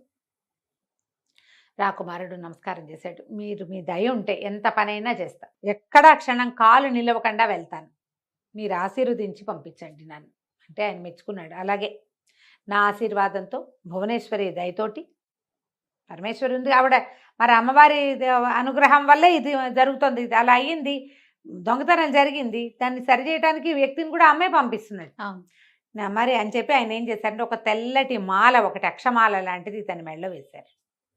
ఏదైనా ప్రమాదం వచ్చినప్పుడు ఇది నల్లబడుతుంది, చూసుకో, పరమేశ్వరిని ధ్యానిస్తూ ప్రయాణం చేయి అని చెప్పారు. సరే, అక్కడి నుంచి గుహలోంచి దిగాడు, కిందకు వచ్చేసాడు ఋషిముఖ పర్వతం నుంచి. అక్కడి నుంచి దక్షిణ దిశగా బయలుదేరాడు. ఆయన దక్షిణ దిశగా వెళ్ళమన్నారు. ఇక ప్రయాణం వెళ్ళగా వెళ్ళగా ఏమైందట, ఒక కుందేళ్ల గుంపు ఎదురొచ్చింది ఇతనికి. అది కష్టం మీద ఆగాడు, చాలా కష్టం మీద. ఒక కుందేలు పిల్ల దీని కింద పడబోయింది. ఇతను ఏం చేశాడంటే ఆపి దాన్ని రక్షించాడు. గుర్రం ఆపి దాన్ని రక్షించి దాన్ని బాగా దువ్వి దాన్ని బెదిరి పోగొట్టి వదిలిపెట్టేశాడు. వదిలిపెట్టి ఇతను ముందుకు వెళ్ళేసరికి ఒక చోట విశ్రాంతి కోసం ఆగాడు. ఎంత బాగుందో వాతావరణం, అంత పచ్చగా అసలు మా చెట్లు పళ్ళు కాయలు తీగలు చుట్టూతా పక్కపక్కలుగా పర్వతాలు మహాద్భుతంగా ఉంది, రమణీయంగా ఉంది. ఇక్కడ పడుకుందామని అటు పడుకున్నాడు. పడుకుని తనకి మెలకు వచ్చింది, ఏదో శబ్దాలకి మెలకు వచ్చేసరికల్లా ఒక మహాసర్పం ఒకటి తన మొహం మీద ఉంది. దగ్గరకు వచ్చి కొంతసేపటి క్రితం తను రక్షించిన కుందేలు దాని మీద దూకుతూ కనపడింది అతనికి, ఆ సర్పం మీదకి. ఆ సర్పం కాస్త కుందేలుని కాటేసింది. ఇతను హడిలిపోయాడు, కానీ అతనికి అర్థమైంది ఏం జరిగింది. ఆ సర్పం తన మీద దాడి చేయబోయింది. ఆ పక్కన బొరియల్లో ఉన్న ఆ కుందేలు పిల్ల, ఇంతకుముందు తను రక్షించిన పిల్ల, తనని రక్షించడానికి పాము మీదకి దూకింది. ఈ తెల్లగా బొమ్మల ఎలా ఉంటుంది, ఊలుబంతల్లే కుందేలు క్షణాల్లో బుర్ర వెళ్లాడేసేసింది. అది నీలంగా మారిపోవటం కనపడింది. ఈ కాటు అందుకున్న పాము సర్రుమని వెనక్కి తిరిగేసరికల్లా ఇతను ఒక్కొదుటను లేచి కూర్చున్నాడు. పట్టేసాడు పాముని వెనక నుంచి, పట్టేసుకుని గట్టిగా కేకలేసాడు దాన్ని. సర్పరాజా, నా కుందేల్ని బతికించు, నువ్వు నేను బతికించాక అప్పుడు నీ దారి నువ్వు పో, లేదా నిన్ను 2 తుండాలుగా నరికేస్తాను నేను అనేసరికల్లా సర్పం ఏం చేసింది, ఆ కుందేలు మీద ఎక్కడైతే కాటు అందుకుందో అక్కడ మళ్ళీ తన కూరల్ని పెట్టి విషం లాగేసుకుంది వెనక్కి. లాగేసుకునేసరికల్లా కుందేలు కాస్త లేచి కూర్చుంది. బ్లూ కలర్ అంతా పోయింది. తన కుందేలుని ఇట్లా దగ్గరికి తీసుకుని సర్పాన్ని వదిలిపెడితే సర్పం ఒక అద్భుతమైన దైవాకారంలోకి మారిపోయింది, ఒక నాగదేవత. ఓహో. అతను చెప్పాడు, పూర్వం నేను ఒక గంధర్వుడిని, నాగదేవత అనకూడదు, గంధర్వుడు అనాలి. ఓ గంధర్వుడిని ఒక తపస్సు చేసుకుంటున్న మహాముని మీద ఒక పాముని పడేశాను, చచ్చిన పాముని. దాంతో ఆయన కోపించి సర్పంగా మారిపోమన్నాడు. నేను అలాగే సర్పంగా ఓడిపోయిన, శాప విమోచనం చూపించమని అడిగితే, ఎవడైనా మానవుడు కేవలం మానవత్వంతో తన ప్రాణాన్ని లెక్క చేయని వాడు ఎదురైనప్పుడు నువ్వు మామూలు వాడివి అవుతావని చెప్పాడు. నువ్వు కుందేలు కోసం ఒక పెద్ద సర్పాన్ని పట్టుకున్నావు, చంపడానికి సిద్ధమయ్యావు. నీ దర్శనం వల్ల నేను మామూలు వాడిని అయ్యాను అని చెప్పి ఎంతో సంతోషించాడు. సంతోషించి తనకి ఏమన్నాడంటే, నువ్వు ఇప్పుడు ఎక్కడికి వెళ్తున్నావు, ఏంటి వివరాలన్నీ కనుక్కున్నాడు. నువ్వు మణిద్వీపం వెళ్ళబోతున్నావు కదా, 2వ జాము దాకా ఇక్కడే ఉండు, నీకు ఆకలి దప్పులు లేకుండా చేస్తాను నేను అని చెప్పాడు. 2వ జాము దాకా ఉండాలి, రాత్రి దాకా. సరే, ఈ లోపల ఏమైంది, కుందేలు ఇతను వదిలిపెట్టలే, ఇతని దగ్గరే ఉంది. ఏవో ఒక 2-3 దుంపలు అక్కడ ఇక్కడ ఏవో దుంపలు కనపడితే దుంపలు తీసి కుందేలుకు పెట్టాడు. కుందేలు, యువరాజా మీరు కూడా పళ్ళు తినండి అన్నట్టుగా ఏదో మాట్లాడుతోంది. పరిగెత్తుకుంటే ఎక్కడికో వెళ్ళి 2 పళ్ళు పట్టుకొచ్చి ఇచ్చింది కుందేలు. ఆ 2 పళ్ళు తిన్నాడు. తిన్నాక ఆ కుందేలు ఏం మాట్లాడినా ఇతనికి అర్థం అవటం మొదలుపెట్టింది. అదేదో మాట్లాడుతున్న మాటలు ఇతనికి అర్థమవుతుంది. అర్థం కాలే ఏం జరుగుతుందో. సరే, గడిచింది. ఆ 2 ఫలాలు తిని ఉన్నాడు. టైం గడుస్తోంది. ఈ కుందేలు ఆ కళ్యాణితో స్నేహం కట్టేసింది. దానికి పేరు కూడా పెట్టుకున్నాడు, శశివదన అని. కుందేలుకి శశి అంటే కుందేలు, చంద్రుడితో పాటు కుందేలు కూడా వస్తుంది. శశిముఖి అవి అంటే చంద్రుడు లాంటి ముఖం కలిగింది. కుందేలు కూడా శశి అంటారు, శశకము అంటారు సంస్కృతంలో. శశి. ఓకే. ఆ కళ్యాణితో స్నేహం కట్టి దాని మీద ఎక్కి కూర్చుంది, ఆ గుర్రం మీద. సరే, 2వ జాము అయ్యేసరికల్లా ఇతనికి నిద్ర పడుతూ ఉండగా అది గంధర్వుడు మళ్ళీ వచ్చాడు. నాతో రండి యువరాజా అని చెప్పి ఈ కుందేలు గుర్రము నిద్రపోతుండగా ఇతను అతనితో కలిసి నడిచి వెళ్ళాడు. ఇక్కడ వాళ్ళు ఉన్నదానికి కొంచెం దూరంగా తీసుకెళ్తే అక్కడికి ఎట్లా ఉందంటే, 2వ జాము అయ్యేసరికల్లా పెద్ద వనం, నక్షత్రాలు కాస్తున్నాయి అక్కడ చెట్లకి. పెద్ద వెన్నెల రేఖలు లాంటి చెట్లు, వాటి నిండా గుత్తులుగా నక్షత్రాలు వేళ్లాడుతూ కనపడ్డాయి అతనికి. ఈ గంధర్వుడు లోపలికి తీసుకెళ్ళి ఆ బాగా లోపలికి వెళ్ళిన తర్వాత అన్ని నక్షత్రాలే, అన్ని పళ్ళు పువ్వులు కాయలు అన్ని నక్షత్రాలే. లోపలికి వెళ్ళి ఒక చెట్టు దగ్గరికి వెళ్ళి నమస్కారం చేసి యువరాజుకి ఏదైనా తినడానికి ఇవ్వమని అభ్యర్థిస్తే ఆ చెట్టు తనే కొమ్మలు ఇలా వంచింది వెళ్ళి చేయి దాకా. ఓ పండు ఒక నక్షత్రాన్ని కోసుకున్నాడు. పండే నక్షత్రం షేప్లో, ఇది ఆరగించండి అని చెప్పాడు. ఆ పండు తినేసరికి నీరసం లేదు, బద్ధకం లేదు, ప్రయాణపు అలసట లేదు, ఆకలి దాహం అసలు లేవు. అప్పుడు ఈ గంధర్వుడు చెప్పాడు ఏంటంటే, ఇది నక్షత్రవనం, కేవలము గంధర్వులకి కిన్నర్లు కింపురుషులకి మాత్రమే కనపడుతుంది. ఇది రాత్రి 2వ జామునే ఇక్కడ కనిపిస్తుంది. ఇక్కడేమన్నా ఎవరికి కనపడదు, ఎవరికి అడ్డం రాదు. నువ్వు కారణ జన్ముడివి కాబట్టి నీ వల్ల ఒక గంధర్వుడికి శాప విమోచనం అయింది, అందువల్లే నీకు కనపడింది. దీనివల్ల మీ ప్రయాణం అంతా మీకు ఆకలేదు, ప్రయాణం అయిపోయాక మామూలు అయిపోతుంది అని చెప్పాడు. గంధర్వుడికి నమస్కారం చేసుకుని ఇతను బయలుదేరి వెళ్ళిపోయాడు. సరే, అక్కడి నుంచి వెనక్కి వచ్చేసాడు. గంధర్వుడు వెళ్ళిపోయాడు. చూస్తే ఆ శశి ఇంకా గుర్రం మీదే ఉంది. శశివదన హాయిగా పెద్ద నిద్రపోతుంది. ఇతను కూడా ఓ పక్కన నడుము వాల్చి పడుకున్నాడు. తెల్లవారాక దానికి ఏవో గుర్రానికి కాస్త తిరగడానికి అటు ఇటు తిప్పాడు, మంచినీళ్ళు తగ్గించాడు. శశికి ఏవో 2 దుంపలు చూసి పెట్టాడు. అది కూడా దుంపలు అదే పీకుని తినేస్తుంది, లేదా వీళ్ళు పీకి ఇచ్చినా కూర్చుని తింటుంది. బయలుదేరి వెళ్తుంటే వీళ్ళకి పెద్ద పెద్ద కేకలు వినపడ్డాయి. ఒక అమ్మాయి ఎవరో కేకలు పెడుతుంది, రక్షించండి రక్షించండి, నన్ను వదలండి అంటోంది. ఏమిటా అని గుర్రా అన్నట్టు పరిగెత్తిచ్చాడు. ఆ శశి ఇతను వదిలిపెట్టలే, ఇతనితో పాటే ఉంది ఆ కుందేలు. పరిగెత్తుకుంటూ వెళ్ళేసరికల్లా ఏమైంది, ఒక అమ్మాయి మునికన్యలాగా ఉంది. ఎవరో 2-3 ఈ అడవుల్లో తిరిగే దుండగప్పు వాళ్ళు ఎవరో ఆ పిల్ల వెంట పడ్డారు. ఇతను ఏం చేశాడు, వాళ్ళని చితకొట్టేశాడు. పారిపోయారు వాళ్ళు. పారిపోతే ఇతను అడిగాడు అనమాట, అమ్మాయి ఎవరు సోదరి, నువ్వు మునికన్యలాగా ఉన్నావు, ఈ ప్రాంతానికి ఎందుకు వచ్చావు, ఇట్లా దుండగులు తిరిగే ప్రాంతానికంటే. ఆ అమ్మాయి ఏం చెప్పిందంటే, ఇక్కడి నుంచి దగ్గరే కుశాలపురం అని మా ఊరు, అక్కడికి తూర్పు దిక్కున, ఆ కుశాలపురంలో తూర్పు దిక్కున మా తండ్రి గారికి ఒక ఆశ్రమం ఉంది, ఒక పర్ణశాల కట్టుకుని. మా తండ్రి పేరు ఉపమహర్షి, ఆయన వేదాధ్యయనం చేయిస్తారు, వేద పాఠశాల ఉంది. పువ్వులు కోయటం కోసం నేను ఇటువైపుకి వచ్చాను, మా వైపు పువ్వులు తక్కువగా ఉన్నాయని వీళ్ళెవరో నా వెంట పడ్డారు, తమరెవరు రాకుమారా అని అడిగింది. అప్పుడు ఈ అబ్బాయి తన విషయం అంతా చెప్పి మణిద్వీపం వెళ్తున్నాను అన్నాడు. అనగానే అమ్మాయి ఏం చెప్పిందంటే, మణిద్వీపం సంగతులు మా నాన్నగారికి ఎంతో బాగా తెలుసు, మీరు తొందరగా వెళ్ళిపోయే దారి ఆయన చెప్తారు, మీరు నాతో రండని ఆ అమ్మాయిని కుందేలు పిల్లని ఎత్తుకుని, కుందేలు పిల్లతో కబుర్లు చెప్పింది. దాన్ని ఎత్తుకుని అతను గుర్రం మీద తనను అనుసరిస్తుండగా ఆ ఉపమహర్షి ఆశ్రమానికి తీసుకెళ్ళింది. అక్కడికి వెళ్ళాక ఆయన చక్కగా కుశల ప్రశ్నలన్నీ కనుక్కుని, నాయన ఇది మణిద్వీపం చాలా దూరం, దీనికి 2 దారులు ఉన్నాయి, సులువు చాలా ప్రయాణము అయినదేమో ఒక పెద్ద దారి, ఈజీగా నిలబడుతుంది. కష్టము దగ్గర దారి ఇంకొకటి ఉంది, ఏది కావాలి? 2 దారులు చెప్తా నీకు. ఆ దారిలో మామూలుగా రోడ్డు పట్టుకుంటే ఆ పోతూ ఉంటుంది, ఓఆర్ఆర్ వెళ్తుంది, వెళ్ళిపోవచ్చు. కానీ ఇప్పట్లో చేరవు, కానీ నీకు సమయం తక్కువ ఉంది. 15 రోజులే చెప్పారు కదా, అప్పటికి 3 రోజులు 4 రోజులు గడిచిపోయినాయి, ఇంకా 12 రోజులు ఈ ప్రయాణం అంతా చేయాలి. ఇది కూడా నీకు ప్రయాణం పడుతుంది, కానీ ఆ లోపల నువ్వు చేరిపోతావు అని చెప్పి ఆయన ఏం చెప్పాడు, ఇక్కడికి ఏ దిక్కున ఒకవైపు పగడపు కొండలు ఉన్నాయి, నున్నగా చేయేస్తే జారిపోతాయి. ఆ పగడపు కొండలు ఎక్కడం కష్టం. కొండలు దాటాక ఒక రాక్షస కోట వస్తుంది, అది దాటాక మణిద్వీపం వస్తుంది. ఓహో, అంటే నేను కొండలు ఎలాగోలా ఎక్కుతానండి, మరి మా గుర్రాన్ని శశిముఖిని ఏం చేయను నేను అంటే, ఈయన ఏమన్నాడు, గుర్రం గురించి బాధపడద్దు, శశివదన గురించి నువ్వు బాధపడద్దు, వాళ్ళిద్దరిని ఇక్కడ ఉంచు ఆశ్రమంలో. ఓకే.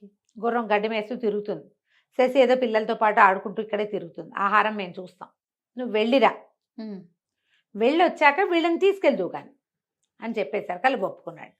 ఒప్పుకొని ఆయన చెప్పిన దిక్కుగా ప్రయాణం మొదలుపెట్టాడు. ఒక సొరంగం ఉంటుంది, రాజకోట ఉంటుంది, రాక్షస కోట ఉంది, ఇవన్నీ దాటాలి. సరే, అక్కడి నుంచి నైరుతి దిగ్భాగం వైపుకి నడుచుకుంటూ వెళ్ళాడు ఇతను. గుర్రం లేదు, గుర్రాన్ని ఇక్కడ వదిలిపెట్టేశాడుగా, ఇక నడకే. వెళ్తే పెద్ద పెద్ద కొండలు. అయితే ఏమైంది, ఇతను చూసుకున్నాడు, తన మెడలో ఉన్న తెల్లటి గొలుసు ఇచ్చారు కదా ఋషి సిద్ధేంద్ర, ఆయన యోగి, అది నల్లబడ్డ మొదలుపెట్టింది. ఏదో ప్రమాదం వస్తుంది అనుకున్నాడు. ఆ ప్రాంతంలో గండభేరుండాలు తిరుగుతాయి, ఈ వీడి వివర్ణుడు తాలూకు గండభేరుండం, అది మానవ మాత్రలు కనపడితే కొట్టేస్తుంది, అది ఎడాపెడ. సొమ్మసిల్లిపోయాడు, దెబ్బలకి పడిపోయాడు. కొట్టేసింది అది, పడిపోయాడు. పడిపోయి ఎప్పటికో స్పృహ వచ్చింది, మెల్లిగా లేచి చూసుకున్నాడు, పైన చూస్తే ఏం లేదు, కొట్టెళ్ళిపోయింది, దాని పైన అయిపోయింది. ఇప్పుడు ఇతను వెతకటం మొదలుపెట్టాడు. ఈ కొండ ఎక్కాలంటే లెక్కల నున్నగా ఉన్నాయి, జారిపోయి కొండలు. వెతికి వెతికి ఒక తాడు సాధించాడు. తాడు ఒకటి దొరికింది. తర్వాత ఇంకా ఇంకా వెతగ్గా అతనికి ఒక దీంట్లోంచి పొదలోంచి బయటకు వచ్చిన ఉడుము కనపడింది. తొండలు ఉన్నాయి, ఆ తొండలు తినటానికి వచ్చింది ఉడుము. ఇతను ఆ ఉడుమును పట్టేసుకున్నాడు. ఇతనికి జంతువుల భాష అర్థమయ్యే స్థితి వచ్చింది. శశి ఏం చేసింది, ఇతనికి 2 పళ్ళు తెచ్చి ఇచ్చింది కదా, ఆ 2 పళ్ళు తేవటంతో ఇతను ఏ జంతువు మాట్లాడినా అతనికి వినపడుతుంది, అర్థం దాందే అవుతుంది. కాదు అన్ని అన్ని జంతువులది. బాగుంది. అప్పుడు ఈ ఉడుముకి చెప్పాడు, ఓ ఉడుము, నేను ఇది కొండ ఎక్కి దిగి వెళ్ళాలి, ఒక మహత్కార్యం సాధించడానికి వెళ్తున్నాను అని చెప్పి కథ చెప్పాడు. చెప్పేసరికి అలా ఉడుము ఒప్పుకుంది. అమ్మవారి అనుగ్రహంతో వెళ్తావు, ఒక మాంత్రికుడిని చంపడానికి వెళ్తున్నావు కాబట్టి నేను నీకు సహాయం చేస్తాను, చెప్పు నువ్వేం చెప్తావు అని. ఈ తాడుని ఉడుముకేసి కట్టేసి ఆ ఉడుముని పగడపోతూ కొండ మీదకి వదిలిపెట్టాడు. మనం చేతులు పెడితే జారిపోతాం, ఉడుము కాళ్ళు అలాంటివి కాదు, పట్టు కదా. ఉడుము పట్టు అంటారు కదా, అది అలాగా కొండ ఎక్కేసింది. దాన్ని పట్టుకుని వేళ్లాడుతూ ఈ అబ్బాయి కూడా, ఈ విజయవర్ధనుడు కూడా కొండ ఎక్కేసాడు. కొండ ఎక్కి దిగాడు. దిగితే అంతా వెతుకుతున్నాడు, ఏమీ సొరంగము మార్గము ఏమీ కనిపించట్లే. అమ్మవారిని ధ్యానిస్తూ వెతుకుతున్నాడు, ఎక్కడైనా సొరంగం దొరుకుతుందని. అయితే ఇదంతా అడవిగా ఉంది, మధ్యలో ఒక రాతి తిన్నె కనపడింది. ఆ తిన్నె మీద పెద్ద శివలింగం ఉంది, చుట్టూతా పువ్వులను ఎవరో పూజిస్తున్నట్టు. ఇతను చూస్తుండగానే ఒక సర్పం జర జర పాకుతూ వచ్చింది, వచ్చి పువ్వులు పట్టుకొచ్చి పెడుతోంది. తను ఆశ్చర్యపోయాడు, వెళ్ళి సర్పరాజుకు నమస్కారం చేశాడు. దండం పెట్టేసరికి ఆ సర్పం ఎవరు ఏమిటి అని అడిగింది, దివ్య సర్పం ఏదో. అప్పుడు ఇతను చెప్పాడు, నేను ఈ మణిద్వీపం వెళ్ళాలనుకున్నాను, వివర్ణుడు అనే మాంత్రికుడిని చూడడానికి వెళ్తున్నాను, అతను మా వీటిలో పట్టుకొచ్చేసాడని చెప్పేసరికల్లా వివర్ణుడు కడు దుర్మార్గుడు, నన్ను కూడా పట్టి బంధించడానికి చాలా ప్రయత్నం చేశాడు. నేను అతన్ని తప్పించుకుని ఇటు వచ్చేసాను, నేను రోజు శివ పూజ చేసుకుంటానని తన శిరస్సు మీద ఉన్న మణి అతని చేతిలో పెట్టింది. సొరంగ మార్గం నేను చూపిస్తాను, దారిలో రాక్షస కోట వస్తుంది, జాగ్రత్తగా దాటాలి, మొత్తం మణిద్వీపం అంతా భూతాలమయం, అంతా మంత్రకట్టులోనే ఉంటుంది, జాగ్రత్తగా ఉండు. ఈ మణి వల్ల నీకు సర్పాలు అవి నిన్నేమీ చేయలేవు, ఏ క్రిమికీటకాలు విషకీటకాలు ఏవి నిన్నేమీ చేయలేవు. ఈ మణిని తీసుకో, వివర్ణుడి మరణమే కావాలి నాకు కూడా, వివర్ణుడి వల్ల నేను మణిద్వీపంలోకి వెళ్ళలేక ఇక్కడ ఉండాల్సి వస్తుంది అని చెప్పి ఆశీర్వదించి ఆ మణి చేతిలో పెట్టింది. అక్కడి నుంచి పాక్కుంటూ వెళ్ళి ఆ చెట్ల మధ్యలో నుంచి ఒక బిల మార్గాన్ని చూపించింది, ఒక రాయి అడ్డం పెట్టింది దానికి. ఇతను రాయిని పక్కకు తొలగించి ఆ సర్పానికి నమస్కారం చేసి అందులోకి వెళ్ళాడు. దాని నిండా పాములు, తేళ్లు, గండ్రగబ్బలు మూసేసున్న వాటిల్లోకి బాగా చేరాయి. ఎప్పుడైతే లోపలికి చీకటి లోపల ఇతను ఈ మణిని ఇట్లా గుప్పెడ విప్పేసరికి మణిలోంచి ఎంత కాంతి వచ్చిందో, చీకటిలో కాంతిగా కనపడుతుంది అది. కీటకాలన్నీ పక్కకి వెళ్ళిపోతున్నాయి దాన్ని చూసి. అతను అది దాటుకుంటూ వెళ్ళాడు. ఈ సొరంగంలో నుంచి ముందుకెళ్తే రాక్షసుడి కోట వస్తుంది, వాడు ఒక ఒంటి కొమ్ము రాక్షసుడు. రాక్షసుడితో జాగ్రత్తగా ఉండాలి. సొరంగంలో నుంచి బయటకు వచ్చేసాడు, వెలుగు కనపడుతుంది, పెద్ద కోట. గోడ ఎంత నడిచినా ఆ గోడకు అంతం కనపడలే, అంత పెద్ద కోట. సరే బురుజులు అవి ఉన్నాయి, ఈ అబ్బాయి కాస్త ఆను పాను చూసుకుని కోట గోడ ఎక్కాడు. మరి అంతం కనిపించట్లేదు, దాని తలుపు ఎక్కడుందో. అవును, టైం వేస్ట్ కదా, 3 రోజులు పూర్తిగా లేవు, ఇంకా ఆల్రెడీ ఓ రోజు గడిచిపోయింది అడవిలో. అది ఎక్కి దిగాడు. దిగేసరికి లోపల పెద్ద కోట నిర్మానుష్యంగా ఉంది, ఎవ్వరు లేరు అందులో. ఓ పక్క నుంచి చూస్తే వెనకాల ఏదో కిచకిచలు వినపడుతుంది, ఏమిటో చూద్దామని వెళ్తే ఎన్ని పక్షుల పంజరాలు ఉన్నాయో దాంట్లో, ఎన్నో రకాల పక్షులు. ఇతని మనిషిని చూసేసరికి అన్ని కిచుకు కిచుకు కిచుకుని అరుపులు, భయం వేస్తుంది పక్షులకి. అప్పుడు ఇతను మామూలుగానే, మీరు భయపడకండి, నేను మిమ్మల్ని కాపాడడానికి వచ్చానని చెప్పేసరికి నిశ్శబ్దంగా అయిపోయింది. వినపడుతోంది, వాడి మాట అర్థమవుతోంది. అప్పుడు ఒక పెట్టొచ్చి చెప్పింది, అంత సులువు కాదు, రాక్షసుడు ఇక్కడ కాపల, వాడు నరమాంస భక్షకుడు, అతని నుంచి ఓడించడం సులువు కాదు, అతన్ని ఓడించడం సులువు కాదు, మమ్మల్ని రక్షించడము సులువు కాదు. ఇక్కడ ఉండగా ఒంటికొమ్ము రాక్షసుడు విపరీతంగా పక్షుల్ని తినేవాడు, అమితంగా వేటాడితే మేమందరం అతన్ని బతిమలాడు, మమ్మల్ని అలా మొత్తం జాతంతటిని నాశనం చేయొద్దంటే మమ్మల్ని పెట్టెల్లో బంధించి ఎప్పుడైనా వాడికి ఆహారం తిరగకపోతే మమ్మల్ని తింటాడు. దొరకని రోజున వాడు వేటకే వెళ్తాడు, దొరుకుతుంది ఆహారం, ఏ రోజు దొరకదో ఆ రోజు మాకు మూడినట్టు.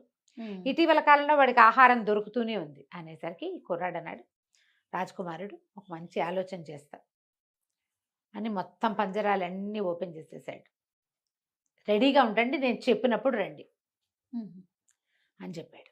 అని చెప్పి లోపలికి వెళ్ళాడు. లోపలికి వెళ్తే చాలా పెద్ద ప్రాంగణం, లోపల ఎన్నో గదులు, అన్నిటికీ తాళాలు వేస్తున్నాయి.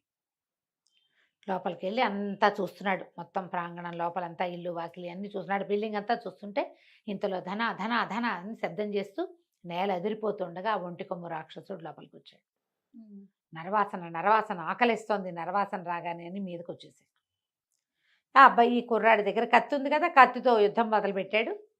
ఇంతలో ఎప్పుడైతే ఇతను కేక పెట్టాడో వెంటనే పక్షులన్నీ వచ్చి పడిపోయింది. రావటం ఏం చేసినాయి, మొత్తం పక్షులన్నీ ఈ ఒంటికన్ను రాక్షసుడి మొహం మీదే దాడి చేసినాయి. ఓ పిట్ట గుచ్చుకుంటే ఏమవదు, వందలాది పిట్టల మొహం మీద పడితే ఏమవుతుంది, ఇంత పెద్ద తాటికాయలాగా ఉన్న పెద్ద పెద్ద కళ్ళు, ఇంత చాట్లాంటి మొహం పడిది. అన్ని కళ్ళ మీద దాడి చేసి కళ్ళు పీకేసినాయి. అసలే ఒంటి కన్నా ఒంటికన్ను కాదు, ఒంటి కొమ్ము. కళ్ళు 2 ఉన్నాయి కానీ వాడి కన్ను ఇంతది కాదు, ఇంత కన్ను, తాటికాయలు అంత కళ్ళు ఆ కళ్ళ మీద పడ్డాయి. మొత్తం కళ్ళు పీకేసరికలు వాడు కెవ్వు పెద్ద పెద్ద కేకలు పెడుతూ కెవ్వు కెవ్వు కెవ్వుమంటూ 2 చేతులతోటి పక్షుల్ని విసరటానికి ప్రయత్నం చేస్తూ కూలబడిపోయాడు. ఓహో, కంటి చూపుకి చాలా ఇబ్బంది, కళ్ళు లేకపోతే ఎవడూ చూడలేడు కదా. ఎప్పుడైతే ఇట్లా అయ్యిందో కింద కూలబడిపోగానే వాడి మళ్ళీ ఇక్కడ నడి దగ్గర దోపుకున్నట్ట తాళాల గుర్తు కింద పడిపోయింది. ఆ పక్షుల్లో ఒక పక్షి ఏం చేసింది, ఆ గుత్తి నోట కరుచుకుని పరిగెత్తుకుంటూ వచ్చి ఈ రాజకుమారుడికి అప్పచెప్పింది. ఇతను వాడి లోపల కళ్ళు నలుగుకుంటూ అరుపులు కేకలు పెట్టుకుంటూ నేల మీద పడున్నాడు, బాధతో దొర్లుతూ ఒంటికన్ను రాక్షసుడు. మన రాజకుమారుడు ఏం చేశాడు, విజయవర్ధనుడు ఒక్కొక్క గది తాళాలు తీస్తే అసలు మణులు మాణిక్యాలు నిధి నిక్షేపాలు మామూలుగా లేవు. కత్తులు కటార్లు డాళ్ళు వెండివి బంగారంవి ఎన్ని సామాన్లు అక్కడ. వాటిలలో నుంచి ఏం చేశాడు, ఒక బంగారు తీగలతోటి అల్లిన కవచం ఒకటి తీసుకున్నాడు. రాక్షసుడు కొట్టినా తెగదది, అంత గట్టిగా ఉంది. ఒక పచ్చల పిడిబాకు, అవి 2 తీసుకుని మళ్ళీ గదులన్నీ తాళాలు వేసేసి ఈ రాక్షసుడి పక్కన తాళాలు పారేసి వాడు బాధతో పొర్లిగింతలు పెడుతున్నాడు. ఈ దారిని వీడు బయటికి వెళ్ళిపోయాడు అక్కడి నుంచి.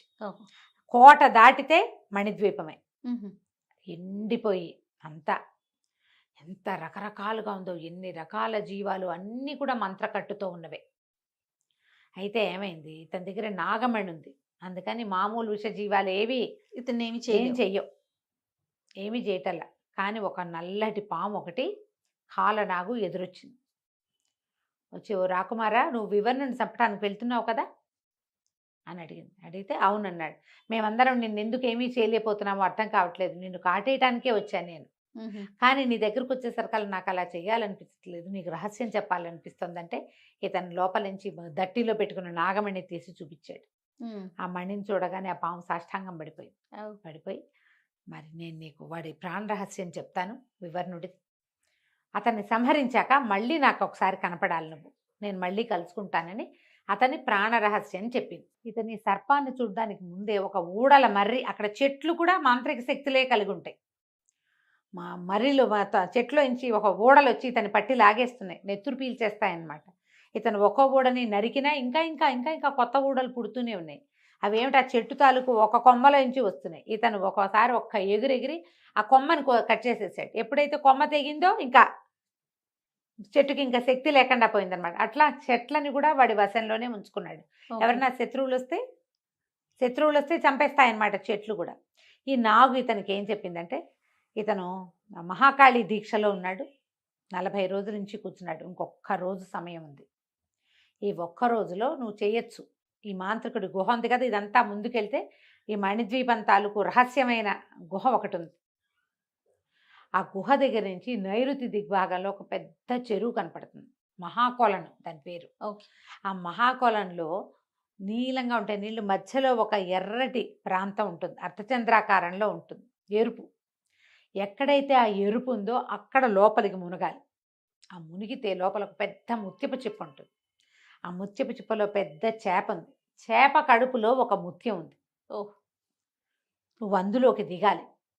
ఆ చేప కడుపులో ఉన్న ముత్యాన్ని 4 ముక్కలు చేసి 4 పక్కలకి విసిరేస్తే వీడి మాంత్రిక శక్తులు పోతాయి. ఇప్పుడు ఈ ఒకరోజు పూర్తయిందంటే వీడు చండప్రచండు, అమరత్వం వచ్చేస్తుంది, వాడిని మనం ఏం చేయలేం, ఎవరు ఏం చేయలేరు, దేవతల వల్ల కూడా కాదు.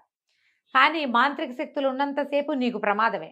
వాడి మాంత్రిక శక్తి పోగొట్టాలంటే ఆ ముత్యం. తర్వాత అతను సామాన్య మానవుడు, నువ్వు యుద్ధం చేసి చంపేసేయచ్చు. నువ్వు జాగ్రత్తగా ఎక్కడ ఉండాలంటే భూతాలు కాపలా కాస్తూ ఉంటాయి. నీ నిండా భూతాలే ఉంటాయి ఆ చెరువు చుట్టూతా. బెదిరేవా అవి పట్టేస్తాయి, నేను జాగ్రత్తగా వెళ్ళమంటూ. సరే చూస్తాడు, లోపలికి తీసుకుపోతుంది. అక్కడ ఉన్న గుహ చూపిస్తుంది. అసలు అది ఎవరికీ కనపడదు, కనపడకుండా ఉంది గుహ. దానికి నైరుతి దిగ్భాగంలో లోపలికి అవతలకి అలా వెళ్తే ఒక కొలను కనపడింది. ఇతను కొలం దగ్గరికి వెళ్ళాడు. ఎన్ని భూతాలు వచ్చినాయో మీదకి. బెదిరితే దొరికిపోతారు ఎవరైనా. కత్తుతోటి ఆ భూతాలన్నిటిని చెదరగొట్టేస్తూ పరిగెత్తుకుంటూ వెళ్ళాడు. పెద్ద కొలనది. ఆ కొలనులో ఒక పక్కగా నీలంగా ఉన్నాయి నీళ్ళని, ఓ పక్కనే అర్ధచంద్రాకారంలో రెడ్ కలర్ కనపడుతోంది, ఎరుపు. ఇతను ఏం చేశాడు, ఆ భూతాలని కత్తితో ఎదుర్కొంటూనే పరిగెట్టుకుంటూ ఆ మూలకి వెళ్ళి ఆ మూల నీటిలో దూకేశాడు.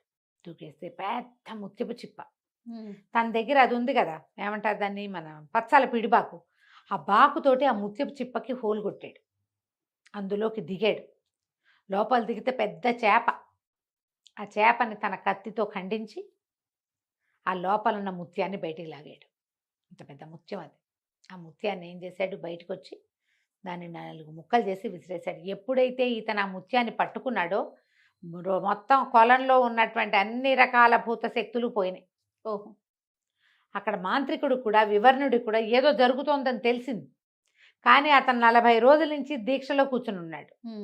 ఇప్పుడు లేస్తే దీక్ష అంతా వేస్ట్ అయిపోతుంది. అదే అక్కడే కూర్చుంటాడు. ఇంకొక 2 గడియల్లో ఇది పూర్తయిపోతుంది. ఇదంతా టైం పడుతుంది కదా.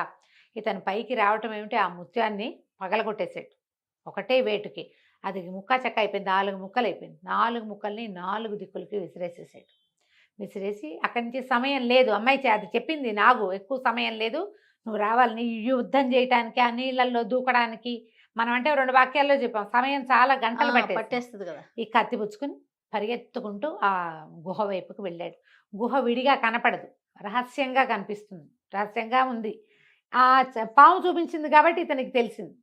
లోపలికి వెళ్తే ఈ మంచి దీక్షలో కూర్చుని ఉన్నాడు ఇతను. పెద్ద కాళికా విగ్రహం, మెడలో మణిమాల వేళ్లాడుతోంది. ఆ మణిహారం ఉంది ఆమె మెడలో. వీడు ప్రచండమైన దీక్షలో కూర్చున్నాడు. అతనికి తెలుస్తోంది ఏదో జరుగుతోందని. ఏం జరుగుతోందో తెలియలే. అయితే పాము ఏం చెప్పిందంటే, దీక్ష వాడికి మంత్రశక్తులు పోయినా కూడా వాడి మంత్రదండంలో ఖచ్చితంగా కొన్ని శక్తులు ఉంటాయి ఇంకా. ఓహోహో. జాగ్రత్తగా ఉండాలి, ముందు వీడిని సంహరించాలని చెప్పింది. ఈ లోపలికి వెళ్ళటం ఏమిటి, చూస్తే ఒక పక్కన మంత్రదండం నిలబెట్టుంది. దానికి మాయ తివాసి చుట్టుంది.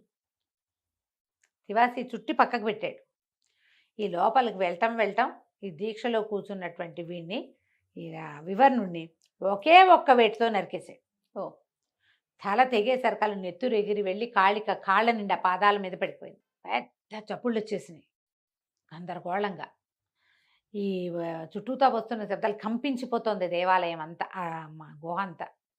ఎప్పుడైతే వీడి తల తెగిపోయిందో మంత్రదండం నుంచి మాయతివాసి లేచిపోయి గాల్లో నుంచింది వచ్చి. ఆ దండం తగలబడిపోయింది.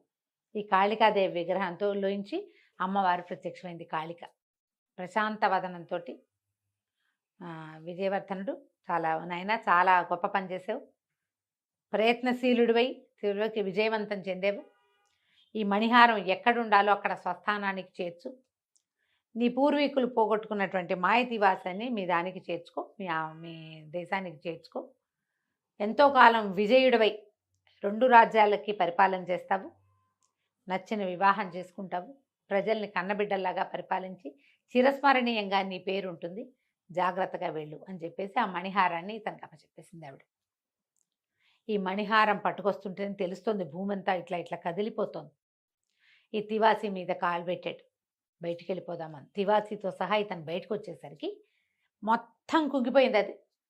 అంత పెద్ద గుహ, పెద్ద అమ్మవారి విగ్రహం, లోపల బోల్డని పూజా సంభారాలు ఉండి ఎంతో పెద్ద ప్లేస్గా ఉన్నది. మొత్తం భూస్థాపితం అయిపోయి ఒక రాతి బండలాగా ఏర్పడింది.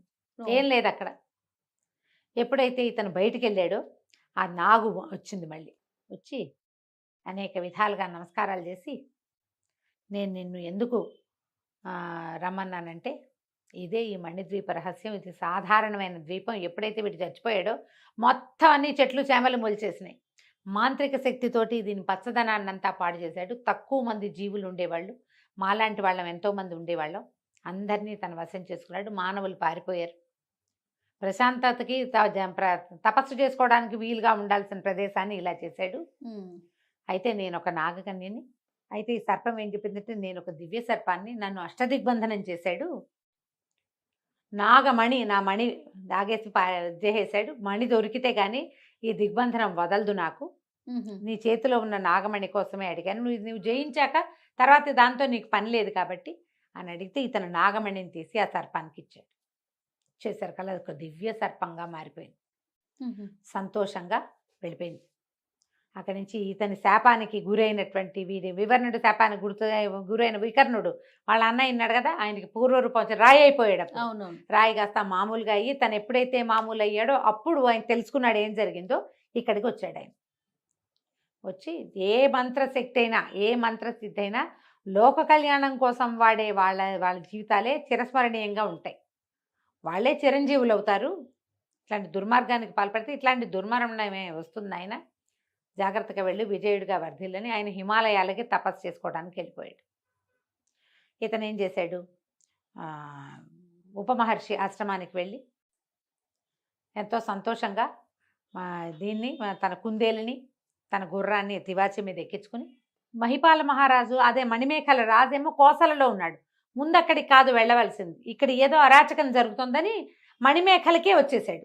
ఎప్పుడైతే ఇతను మణిమేఖలకి దిగాడో, రాజ్యంలోకి వచ్చాడో, ఆ మహారాజా మందిరంలోకి రావటం అంటే అక్కడ ఏం కనబడింది దృశ్యం, తను ఒకసారి కల్లో ప్రేమించి పెళ్లి చేసుకోబోతున్న ఒక సౌందర్యవతిని వాడెవడో ఒకడు పెళ్లి చేసుకోబోతున్నాడు, ఆ అమ్మాయి తోసేస్తుంది, నేను తాళి కట్టించుకోవడానికి అమ్మాయి గొడవ పెట్టేస్తుంది. ఓహో. కనపడేసరికల్లా ఇతను ఆశ్చర్యపడి, ఇదేమిటి నా స్వప్న సుందరిని వీడెవడో పెళ్లి చేసుకుంటున్నాడు, ఒకవేళ వీడేనేమో రాజుగారి బావమరిదని అనుమానం రావటం ఏమిటి, తివాతితో సహా లోపలికి వెళ్ళిపోయాడు. కత్తి తీసి ఒకటే వేటు కందర్పకేతుని, ఆ కందర్పకేతుకు దెబ్బ తగిలి పక్కకు పడిపోయి మెడ నరికేశాడు. ప్రజలంతా గగ్గోలు పెట్టారు. ఎవరైతే ఇతని కందర్పకేతు వెనకాల ఉన్నారో సైన్యం అంతా కకావికలై పారిపోయారు. ఏముంది, వాడిని చంపేస్తే అసలు వెళ్ళిపోతే ఇంకేం లేదుగా. ఆ అమ్మాయి లేచి నిలబడి ఆశ్చర్యపోయింది ఇతన్ని చూసి, చాలా సిగ్గు కూడా పడింది. ఇంతలో ఆ పక్కనున్న కుముదిని, ఈయన్ని మీరెవరు ఏమిటి అని కనుక్కుని, మీరు రండి మీకు ఒకటి చూపిస్తానని తీసుకెళ్ళి అతను అమ్మాయి గీసిన ఫోటోలు వాళ్ళని బొమ్మలు గీసింది, వాళ్ళని చిత్రలేఖనాలు అవన్నీ తీసి చూపించింది. మీరు ఎప్పుడో కల్లోకి వచ్చారు, రాకుమార్తె చెప్తూనే ఉంది ఎప్పుడో ఒకప్పుడు ఇది జరుగుతుందని అని చెప్పి చాలా సంతోషించారు. ఇతను ఏం చేశాడు, రాణిగారు ఎక్కడున్నారని బంధించిన రాణిగారిని విడిపించారు. మంత్రిని సువేధుణ్ణి చిత్రహింసలు పెట్టాడు కందర్పకేతువు, ఆయన ఎక్కడో జైల్లో పడి ఉన్నాడు, ఆయన్ని కూడా విడిపించాడు. విడిపించి మీ రాజుగారు క్షేమంగా ఉన్నారు, మా రాజ్యంలో ఉన్నారు, నేను వెళ్ళి తీసుకొస్తాను, మీరు లోపల రాజ్యాన్ని సంభాళించుకోండి అని సుమేధుడికి సపర్యలు చేయించి చికిత్స చేయించి రాణి, యువరాణి, మంత్రి గారి చేతుల్లో ఈ మణిమేఖల రాజ్యాన్ని పెట్టి అమ్మవారి ఆభరణాన్ని అప్పచెప్పి వీళ్ళకి తన కోసల రాజ్యానికి వెళ్ళి, ఈయన ఈ అబ్బాయి ఎక్కడికి వెళ్ళేసరికల్లా రాజుగారు అప్పటికి ఎన్ని రోజుల నుంచో దిగులుగా ఉన్నాడుగా, ఆయన ఎక్కడికో బయలుదేరి వెళ్ళిపోదామని వెళ్ళిపోతున్నాడు. ఈ తివాసి మీద వస్తున్న అతను చూసేసరికి ఆశ్చర్యపోయాడు. ఆయన చెప్పాడు, మీకు మీ నగ క్షేమంగా ఉంది, అమ్మవారి వస్తువు క్షేమంగా ఉంది, మీ కందర్పకేతు మరణించాడు, రాణిగారు, యువరాణి అందరూ క్షేమంగా ఉన్నారు, సుమేధుడు కూడా ఆరోగ్యం చేకూరి బాగున్నాడు, మనం అందరం కలిసి అక్కడికి వెళ్దామని చెప్పి తల్లిదండ్రికేమో మాయ తివాసి అని అప్పచెప్పాడు. అందరూ కలిసి ఈ మణిమేఖల రాజ్యానికి వెళ్ళారు.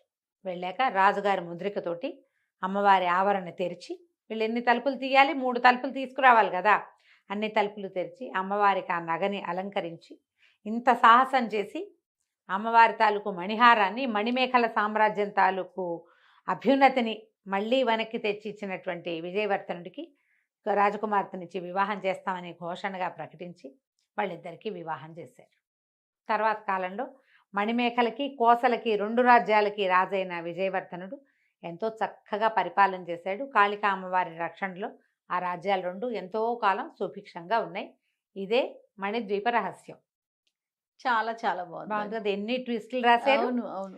నేను చెప్తేనే ఇంత బాగుంది జయ, చదివితే ఎంత బాగుంటుంది. ఇంకా బాగుంటుందేమో. ప్రయత్నం చేసి శ్రీ సుధామయ్య గారి మణిద్వీప రహస్యం పుస్తకం కొనుక్కొని చదవండి. రేపు బుక్ ఫెయిర్ వస్తుంది, కినిగే వాళ్ళవి ఏమైనా పుస్తకాలు పెడితే ఇది కూడా వస్తుంది. ఇది కూడా వస్తుంది. ఎంత ఇంట్రెస్టింగ్ గా ఉందో, నేను మొదలుపెట్టి ఆపల, చదివేశారు, మొత్తం చదివేశాను ఒకటే లైన్లో, ఒక్కసారి మధ్యలో గ్యాప్ కూడా ఇవ్వకుండా. మిమ్మల్ని కూడా అలాగే చదివిస్తుంది. నేను బ్రీఫ్గా చెప్పా. దీన్ని తెరిపిగా నిదానంగా చదివితే మీరందరూ కూడా శ్రీ సుధామయ్యని కంగ్రాచులేట్ చేస్తారు. ఎంత మంచి బాగా రాశారు. ఈ రోజుల్లో కూడా యంగ్స్టరే, అర్లీ 40s కూడా ఉన్నాయో లేవో, చిన్నమ్మాయే చాలా చక్కగా రాశారు. అవకాశం చూడండి, భాష కూడా ఎంత చక్కగా పొందిగ్గా చక్కటి భాష. హాయిగా ఉంటుంది చదవడానికి. డెఫినెట్ గా ప్రయత్నం చేసి చదవండి. ఈ సీరియల్ని హాయిగా వినండి. తప్పకుండా. నమస్తే. నమస్తే జయ.